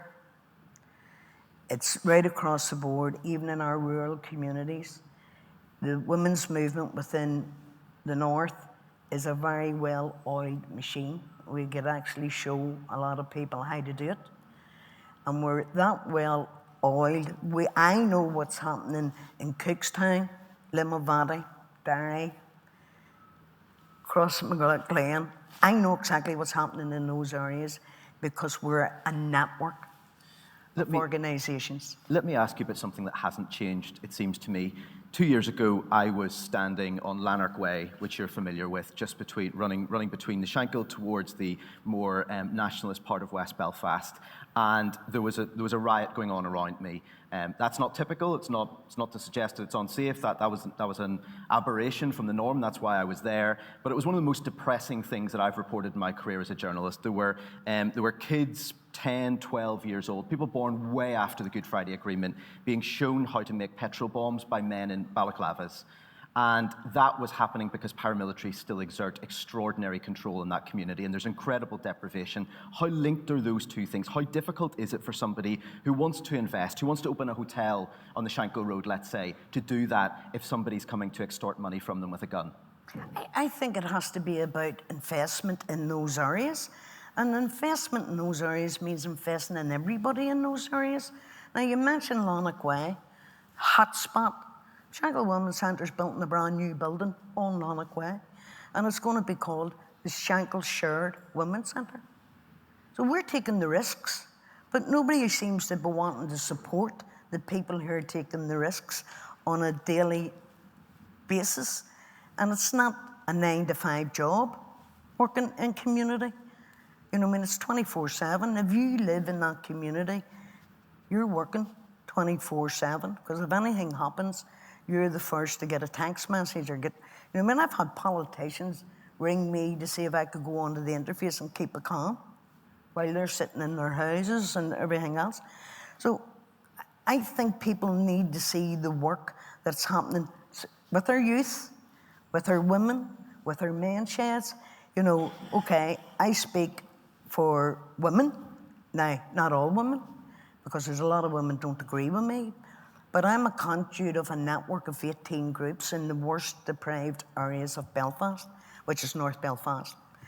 It suffered the most, and actually it has a special fund because it suffered the most for programme, but not for any wages to run that programme, but you get money for a programme, but you have nobody to run that programme out.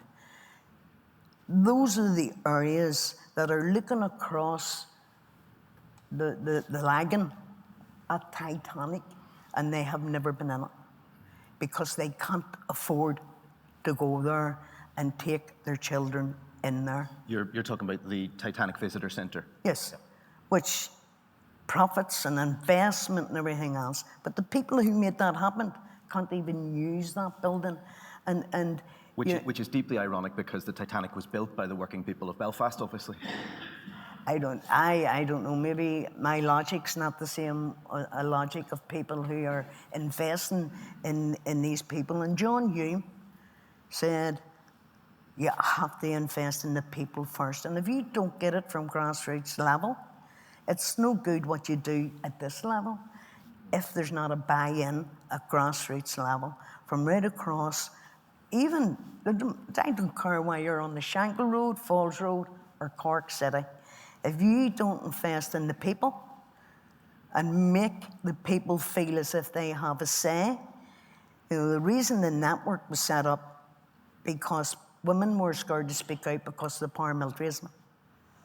And I set up this network. Shankill Women's Centre set up this network, and I coordinate the network.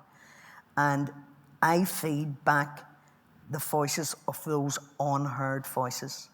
And that's why you see me about an awful lot, is because there's a fear of women actually speaking out because of an intimidation that they may suffer or their children may suffer through, I don't like calling them paramilitaries. As far as I'm concerned, they're gangsters, they're mafia, they're everything but paramilitaries. But they use the badge of the paramilitaries organisations. Well, Michael, this obviously, let's broaden this out beyond Belfast and beyond Northern Ireland. A big part of the Good Friday Agreement was about North-South bodies. It was one of the most controversial elements of this in the final week of the talks. It almost fell apart as an agreement before it even happened on this issue. And yet it seems to me that they have become one of the least controversial aspects of the Good Friday Agreement. What has been the impact of North-South bodies? Is it that they're uncontroversial because they're not doing very much of controversy? Or is it that they're doing practical things that people couldn't possibly find controversial? So I feel a little bit like Eileen here, that the work began before the Good Friday Agreement.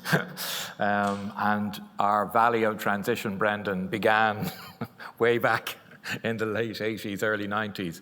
And I would suggest a couple of reasons for that. The first is that the research that many of us did in the economic arena to follow up Sir George Quigley's concept, which was basically a geographic one of the economies of scale, proximity and conditions of being an island, close to another island, close to the continent, and where it made sense to cooperate across the border in order to to get a better result for both jurisdictions in that geographic context, you do it. We heard about water earlier. We heard about roads, et cetera, et cetera. So that basic principle is so compelling, it's so common sense, that actually, despite the pushback by unionism at the time, basically because the research that went into the Irish government's proposition, I was involved in it, Eileen understands it as well, it made sense, but for political reasons, there was a big pushback and it became controversial. However, as Bertie Ahern said, the bottom line for the Irish government was there would be a North-South dimension, which there was, right, going back to the Government of Ireland Act of 1920. There was always meant to be a North-South dimension. So I would say two reasons. One is, yes, what North-South dimension there is relatively limited compared to what there could have been. But as the UK-EU mapping exercise showed, because we were both in the European Union, all of that other energy and opportunity, or at least an awful lot of it, to fulfill that basic principle of the mutual beneficial of cooperation and collaboration was harnessed. It was harnessed in the single electricity market. It was actually harnessed in the Water Frameworks Directive and the alliance of the regulations. It was harnessed in transport in terms of setting up the rail line, etc. It was all possible to be harnessed within that wider European Union context. So a lot of the controversy about the operation of the bodies was taken away, right? Because their mandate was set out in explicit legislation, which is another dimension this people don't understand. It's actually a British-Irish Act passed in both parliaments. So therefore it was UK law was underpinning their operation, not just any wish or policy of the two jurisdictions. What I feel personally, again, coming back to my point about the lack of connectivity of the conversation around the economics and the structures of the agreement, is that the principles of Strand 2 now have to be widened out into the operation of the Windsor Framework. Right?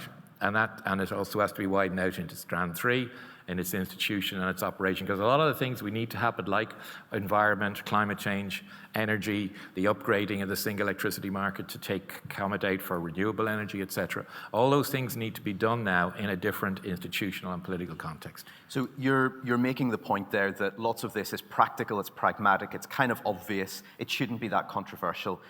But the reality is that when it came to Brexit, it became deeply controversial because it wasn't simply about having this nice thing and it didn't really make much difference to the status quo in Northern Ireland. It was a choice. It was about east-west or north-south and which took priority.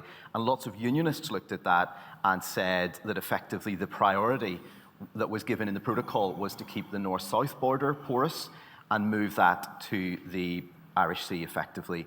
there has been this, there's been polling, it's somewhat contradictory, it's difficult, polling's imperfect, but there are certainly significant reasons to believe that lots of unionism is moving away from support for the overall agreement. How problematic is that? There's still a significant body of unionist opinion in support of it, but the voices that are at the top of unionism, that are the most strident, are increasingly saying, not just get rid of the protocol, get rid of the agreement. So I remember a few years ago I was asked to give the Sir George Quigley Memorial Lecture, and I outlined my feeling about this connectivity between the two. At the end, someone asked me that question: what about unionism's feeling about the impact of Brexit, etc.? And I said one of unionism's problems, and political unionism, I suggested, was they've forgotten their fundamental principles. You go back to the Ulster Covenant signed in 1913, the very first line talks about the material well-being of Ulster. It doesn't talk about the material well-being of unionism. It talks about the material well-being of Ulster. And it seems to me political unionism has so narrowed its spectrum as to what that represents. The Shankill Road, does it really represent the economic well-being of the Shankill Road?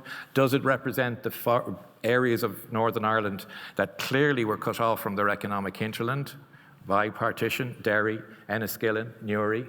Does that thinking incorporate the well-being of the population that Brendan has so eloquently and specifically data-driven highlighted of people who disagree with them, right? The majority in any democracy, majority is key. Does it take into account the future well-being of those people? Why is it seeking to deny the opportunities, not just those who want to see benefit within GB, as Danny said, but want to see the benefits of being more connected economically, as Lakeland has shown, the dairy farmers? Why is it cutting that so much out of their political thing? And the fear I have is it's because they're decoupling their thinking from the agreement itself and from the fact that that is what's given the stability. And they don't seem to be it seems to me they give insufficient weight to their own sense of self-confidence in what the agreement gave unionism, which was, from a Republic of Ireland perspective, we gave up the original Article 2 and 3. We guaranteed the place of Northern Ireland within the Union. That's what it says in the Good Friday Agreement for the first time. And by constantly moving away from that, they seem to me to give up the stability both in that political context and in the economic context. Now, if you look at the stats at the moment, since the Windsor Framework, you can see that business is voting with its feet anyhow. You can see the dramatic increase in North-South trade, right? I mean, we're talking about 10 billion now in cross-border trade, right? That's what the official statistics of CSO show. That's actually the wealth creation part of the Northern Ireland economy. Right? Because why? Because that's what businesses have had to step into another jurisdiction, have had to up their game in order to get more productive and more effective in marketing. Okay? And I think that key to that now, and I'm going to just segue momentarily back to Cork again, if I may, since we're in Cork, because very often this conversation, it seems to me, and this is the problem for Cork, is how do you connect to that 10 million? Well, actually, you're more connected to it than you understand, which is what that report shows, be it in agri-food, as Lakeland Dairies, the agri-food sector, be it in the pharma sector, etc. But how could you think about it? Well, think about it in terms of where you're positioned. Can you imagine Cork pivoting to being a nexus between Derry, all the way down the Atlantic corridor to Cork, as well as up through Dublin to Belfast, a southern nexus connecting the island to the continent or indeed to Britain? Can you even think about that? Think through the implications of that. Shouldn't be hard for any of you that are involved in sport. Cork is a sporting county, rugby, Gaelic, League of Ireland. They're all north-south activities. They're all Strand 2 activities. They remind culture, etc. But it seems to me there's a real challenge because of that sense of disconnectivity until now, to move your minds into that space and understand that what Brendan was outlining, the implication down the road of referendums for your stability, your economic well-being. I say that as a dub, you notice how I differentiate from you? It's really important to get connected with that now. And that what Eileen's talking about is an awful lot to do with your future as well as the future of the people that she serves. Thank you, Michael. Denise, I'm going to ask you something that I asked Danny earlier. As a business person, and I'm not trying to get you to give your political perspective on a very controversial issue, but as a business person, what do you pick up from other business people when they think about Irish unity? Do they see it as this huge opportunity economically, or do they see it as this huge threat to stability on the island? I would say the words Irish unification doesn't come in. They're just looking for opportunities. You know, They're dealing with their own challenges and trying to find out, is there something more at play here? And I would say probably from our point of view, we didn't see the Good Friday Agreement as going, oh no, there's an agreement, I wonder what we can do here. It's not planned like that, it's just you saw an opportunity to make money and you took it. And then you build further on it, more investment. So it's more of, it's really like you see through the politics and you're looking to see, you know, can I do something better here? Yeah, I'll be honest with you, I haven't heard that put in a business conversation. And I'm in many forums, you can imagine, in Northern Ireland on Brexit. Maybe that signifies we're still in the foothills of these discussions if people aren't even in those areas. I mean, obviously, we're talking about it here, Brendan's writing about it, politics in the north is moving very rapidly, but for some people, they're not even thinking about this. And yet some people are, because they're looking for opportunities. So businesses are always looking for opportunities. I would have said one aspect would have been that Brexit brought uncertainty, and businesses hate uncertainty. So chances are businesses delayed making decisions on investments in Northern Ireland because they were waiting to see what does it look like. We got the Northern Ireland Protocol, it looked good, and then the more uncertainty came into play 12 months ago. So now we've got the Windsor Framework. And I suppose as certainty comes around, banks are willing to invest with SMEs, businesses are willing to invest their own money. That's where you'll start seeing it happen, because we now know the rules that once businesses know the rules they have to operate by, they will work to them. It's the uncertainty is the piece that stops investment. And if you think ahead, let's say for sake of argument, in 15 years, in 20 years, whenever it is, if it happens, if there's a united Ireland, from a business perspective, if we already have a unified labour market, as Danny suggested, people are moving about freely, capital's moving about, is that a radical improvement for business because you do get rid of other barriers, you get rid of the currency differential, you get rid of a different legislative context, potentially, depending on how that works out. What's the significance of that in purely economic terms? Probably, I'd say one of the, and again, back to Brexit, one of the issues is the restriction of the labour market, you know, and that is what will ultimately be the kind of the limiting factor for Northern Ireland, which the Republic has huge advantage of, that we've access to free movement of labour. Whereas in Northern Ireland, it's only for the people who are on these two islands, and that is a factor, without a doubt.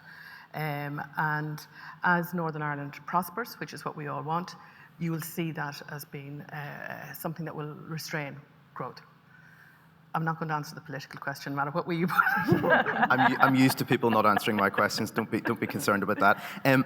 Amanda, lots of times, I think, over the last few weeks and months, as people have thought about the Good Friday Agreement, and they've looked at the people who were the architects of that agreement, Tony Blair, Bertie Ahern, Martin McGuinness, John Hume, David Trimble, all of these people and many more, and they look at today's political leaders in Northern Ireland, and today's political leaders often look like pygmies in comparison.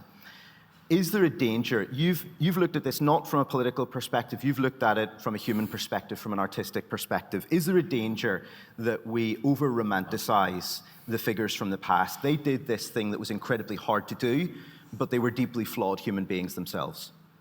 I'm going to answer that as an artist, so then it's a very stepped back, reflective on society, and I think there is no danger if there is connectivity, if there's understanding.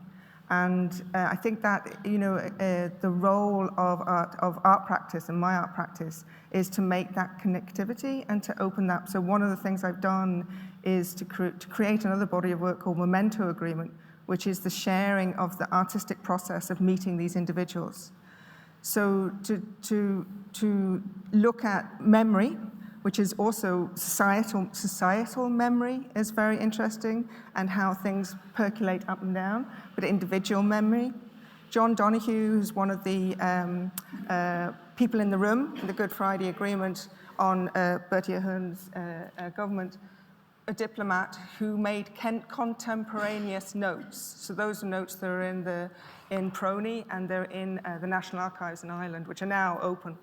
So those are notes, those are memories that are made in the room, and they come back, and those notes, those memories are what the base of agreement was based on, because that's information The information is shared within the governments, both sides, etc. Not both sides at that time, but the information is shared. So information in knowledge brings stability for society. And what can the artists do but share experience of engagement with these 14 individuals who made this societal shift? And I'm really interested how society shifts and what this happens. That's why I'm like a complete fan here, because I'm listening to all this. This is societal shift in the making in this room. And so coming back to that question of how do you make that information and that knowledge for society? So it's really simple to bring it back to the individual, to these monumental individuals, by bringing back the engagement, the conversation, the memories I have of meeting them, and then presenting that in a way, in an artwork, in a walled work that you can look at the map that the two of us made. You can read my memories, which if it's Jerry Adams, it was last year. If it's David Irvine, it's 19 years ago. So those, which I wrote all these accounts, this year. So the difference in memory. And so it's thinking about societal memory, individual memory, but then opening up the fact that these monumental individuals were normal individuals. And my interaction with them was a normal interaction. And the trust that those individuals gave the artist, me, they understood what I was doing. And they understood what I was doing when I made agreement, the 14 silent portraits. And they understood what the role of the artist was and is for society. On this island, north and south, there is a rich and historic tradition of art, of being artistic, literature, music, poetry, visual art, all manner of things. And earlier, Brendan alluded to Gramsci in terms of we're in this almost no man's land between the certainty of the past, possibility of the future, and we're not quite sure what's going to happen. And Gramsci famously said that in that period, there are all sorts of morbid symptoms, that it's a very difficult period. What is the role of art in trying to navigate these controversial and potentially deadly scenarios if there is a transition here? Societal reflection. So, and as an artist who is a social documenter, so I would and do and actively document individuals or situations or historical sites of significance. It's to reflect back for society, to reflect this back to society so society can have time to process, because as individuals we need time to process our own lived history, and as a society we need time to process what is going on. And so that's the role of all art practice, whatever it may be, and to do that. It is integral to society to have that element. Eileen, we've talked a lot today, not just about the Good Friday Agreement and about what that means for our politics today, but about the potential of a united Ireland at some future point. What does the typical person on the Shankill Road think about a united Ireland? To be honest with you, I have to clarify. When you say the majority of unionism is against the Good Friday Agreement, I have to disagree with you. Because when you look at our last election, 46% came out to vote. So you can't be the majority of people if only 46 people come out. 46% of people come out to vote within those Protestant areas. That's a discontentment. We're not going to go in there to vote for anybody, because normally it would have been, I'll go out and vote to keep the other one out. That is what has happened in the past years, so just wanted to clarify that point. The Good Friday Agreement is my Bible. I have worked the last 25 years on the Good Friday Agreement. And unless we unite the people, you're not going to unite nothing else. As women from across the whole province, I can say what we're saying. We want a Bill of Rights. We want the victims and survivors looked after. We want some type of a civic assembly, which we were promised when I went out to the ballot box and voted. The bit that I didn't like actually has happened. But I liked 80% of it. The 80% hasn't happened, but the men got out of prison. So I'm still sitting 25 years on, not getting what I done and voted and what I have lived by for the last 25 years. If you're asking me about, we're having those difficult conversations in community. There's a myth that everybody uses Shankill Women's Centre as a Protestant or a Loyalist or a Unionist from the Shankill. Not true, just wanted to dispel that. I have a Thursday class and there's more Catholics in it than there is Protestants.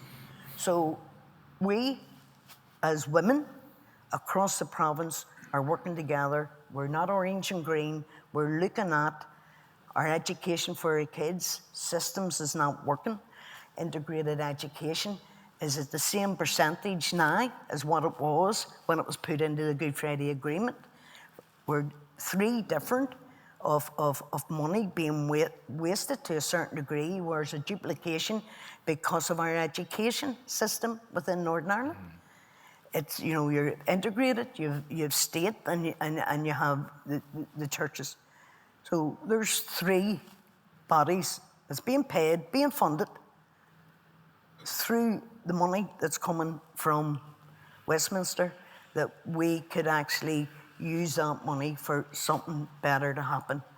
So our fight of women is the grassroots at the minute: domestic violence, mental health, our health service, which make people try to tie mental health into our health service. We have to treat them separately, because the mental health that we're suffering within our communities of years and years and years of prescription drugs. We have people who have been on antidepressants for 30 years. That shouldn't be the case. You know, so it's the working class, which longer probably doesn't even exist, working class, because a lot of those areas have no work.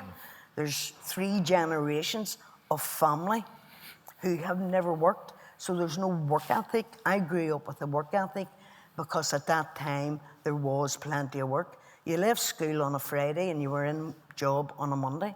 That no longer happens.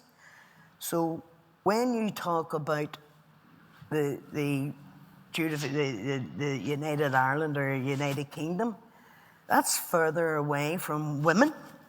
I'm not saying it's not, but women at grassroots level doesn't even come into their psyche, because they're so worried about what they're going to be doing for the future of the education, the health service, the waiting lists, the mental health.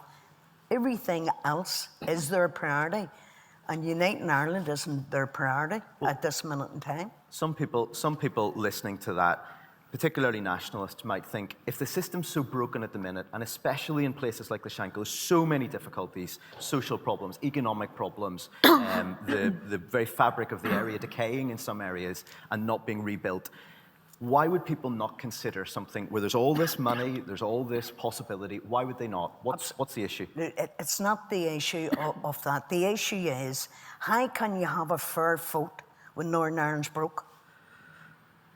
We need to make Northern Ireland work and then do the comparison, which is the fair way of doing it. There's no point in having a vote when things haven't, Good Friday Agreement hasn't been achieved. There's no implementation of the Good Friday Agreement at the majority, and this is why I think they're not actually investing in the older population of 40 plus, because they're the problem. They're the ones that's doing the transferring of trauma down onto our young people. But if you take the money away from them people, that transference is going to happen even more. So it has to be a two-way. Invest in our young people, yes, absolutely. But invest those ones who are transferring the trauma to those young people because of 30 years of a conflict. So it's 55 years for them people, not 25 years. It's 55 years of conflict that they've had to sort of way come over.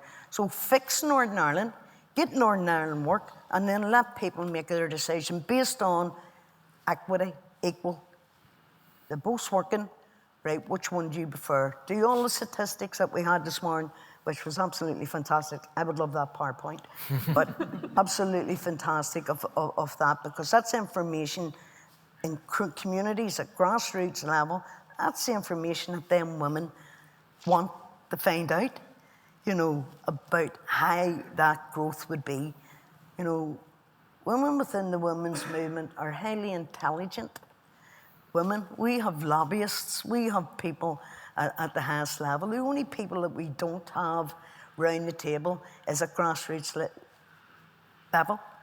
You know, I work across all the interfaces, and I've never been at an interface meeting. You know, because we don't have the 1325, Women's Peace and Security, so we don't rightfully have a place at that table. And I think those things need to be changed. And I think there needs to be more equity. Give it the where it's needed.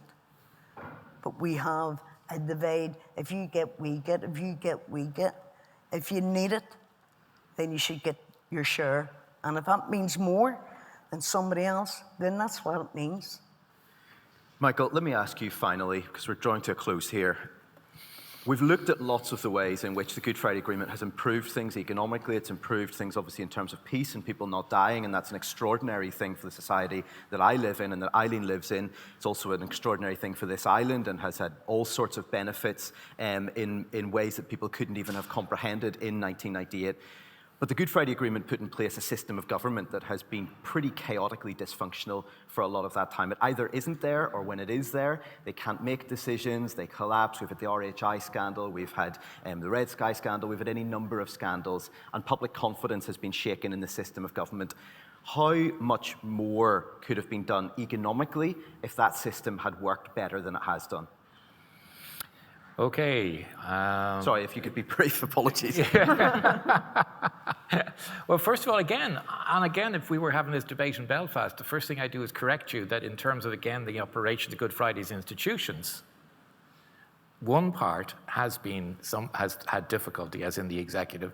That's had a knock-on effect of the North-South Ministerial Council, but it hasn't brought down the cross-border bodies. It didn't bring down and undermine the confidence of those companies willing to step across the border, build relationships with people in the Republic, in other places, and develop that side of the economy. Nor did it bring down the East-West institutions, the British-Irish Council, which is actually about the island of Ireland and the other islands, or the BIIGC, which is between the two governments. So in fact, I think the ultimate test of the Good Friday Agreement was it has survived Brexit. It has maintained a degree of stability, and I watched very carefully. I remember what you're talking about, the disturbance on the Lanyon Road that night, the burning of the bus, etc. And like you said, oh my God, we're not going back there again. But what I noticed was how quickly society, communities shut that down. And how quickly the business community and other voices in the community says, oh no, we don't want to go back there again. And that's really, really important. And that's one of the things that giving the business people I talk to, who are the people now getting more engaged in North-South activity, like Lakeland Dairies, etc., the willingness to continue with those investments and continue to grow. But as Eileen has highlighted, there are fundamental structural issues with the Northern Ireland economy around education and productivity. Especially productivity that no one has mentioned, right, which shows Northern Ireland has fallen back since the Good Friday Agreement. That's as much a function of decisions made internally, and there's a degree to which institutional suboptimum performance hasn't helped. But again, if you think about this jurisdiction 25 years after the end of the Civil War, I don't think anyone would describe it as being a paragon of institutional virtue worldwide, okay? If I may tell a story, we often go to, very quickly, Cork story. We often go to, for many years, to holiday down in Barley Cove, Goleen, Crookhaven. And after about 10 years, the locals revealed to me that the quickest route to that part was the Collar Road. Those of you from Cork know about this, before Google Maps. And I was vaguely aware that it was somewhere close to where this guy, who was it, Michael Collins, got shot. But I kept looking out for the signs, and the closest I could come was a sign that said, the ambush site. And then suddenly, Fine Gael and Fianna Fáil began to get closer together, and the local petrol station had a Michael Collins museum. And there was one year I had an American tourist who wanted to see. I said, oh my God, is this the best we can do? And now it's been upgraded. I think there's an element of time and patience involved in terms of communities and people understanding and getting. But I do think, Eileen, it's a real choice that Brendan and Danny's fundamental economics has highlighted about the redistributive effect of economic models and the degree to which what states do and states decide to do in terms of where they first create wealth and then how they redistribute it across society. And there's a real choice for Northern Ireland, I think, and politics in Northern Ireland as to which of these two models that are available to them, north or south, they're going to use and think about it, which actually underpins the principles and the processes and the spirit of the Good Friday Agreement best. And that's what I think you and I would feel would be really helpful. We are out of time. Thank you, Michael, Eileen, Amanda, and Denise. I would now like to invite forward Barry Culfer from the IIEA, who is going to bring some closing remarks here. And thank you for your patience, and apologies that we overran slightly there. Thank you.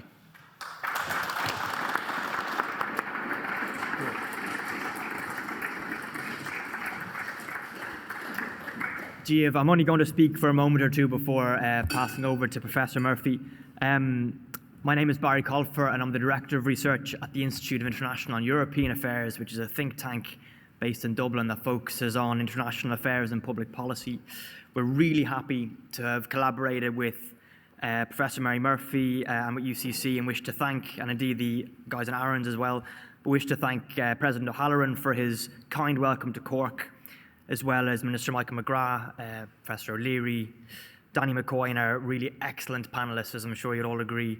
Excellent, sobering, but also hopeful, between Eileen Weir, Michael Darcy, Amanda Dunsmore, and Denise Walsh. Also expertly moderated by Sam McBride. And I just do want to take 30 seconds to acknowledge Sam, both for his great moderation and his excellent service to journalism, but also his really sincere and singular attempts to engage in discussions like this across the island of Ireland, which I think is really constructive and just worthy of a quick note. The IIEA seeks, thank you.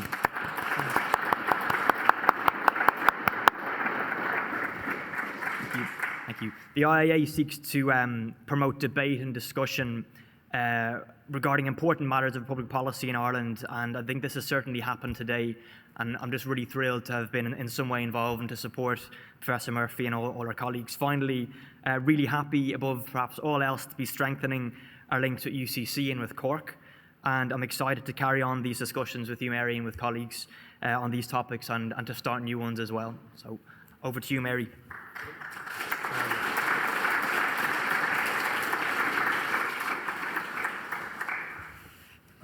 Just a quick few closing words, and mostly I want to say some thank yous. I want to thank the UCC events team for all their work and support in putting this event together. It really does take a village.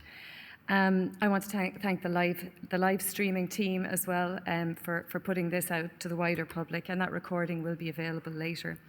As Barry did, I do want to mention specifically the president of UCC, Professor John O'Halloran, for his support for this event.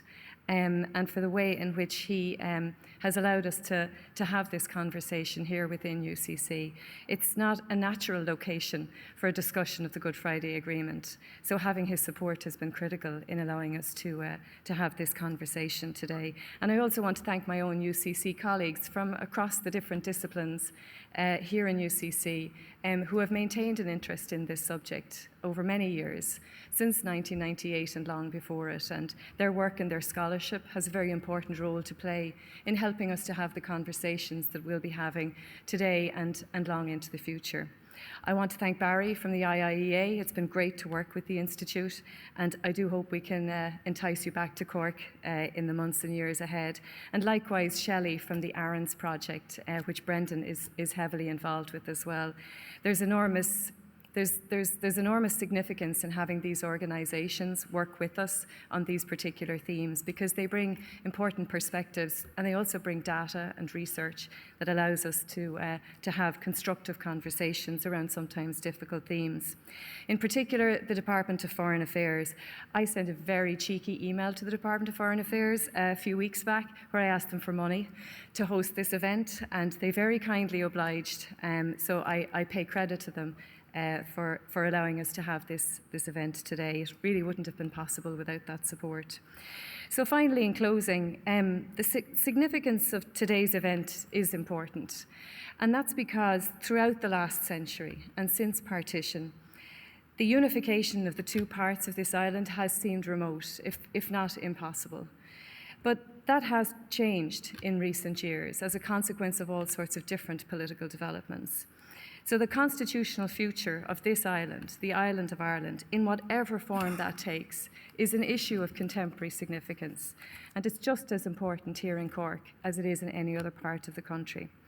I really do want to pay tribute to our speakers today, to Professor Brendan O'Leary for a tour de force, to Danny McCoy from Ibec for his generosity in coming here and speaking with us, for all of the panellists, because what they did today, I think, and did very effectively, is they animated this theme.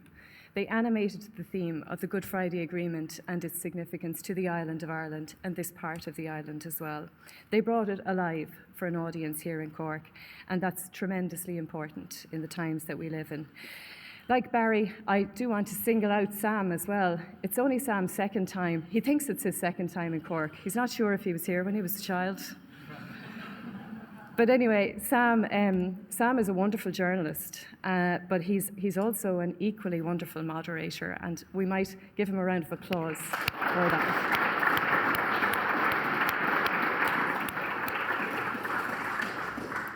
So just finally, today's event, I hope, demonstrates UCC's support for the kind of discussion, the kind of reflection, the kind of research and scholarship which is informing what have been some of the most important political decisions that we've made in the past around the Good Friday Agreement, and for what will be some of the most important decisions we'll make in the future if there is to be a border poll and a referendum on Irish unity.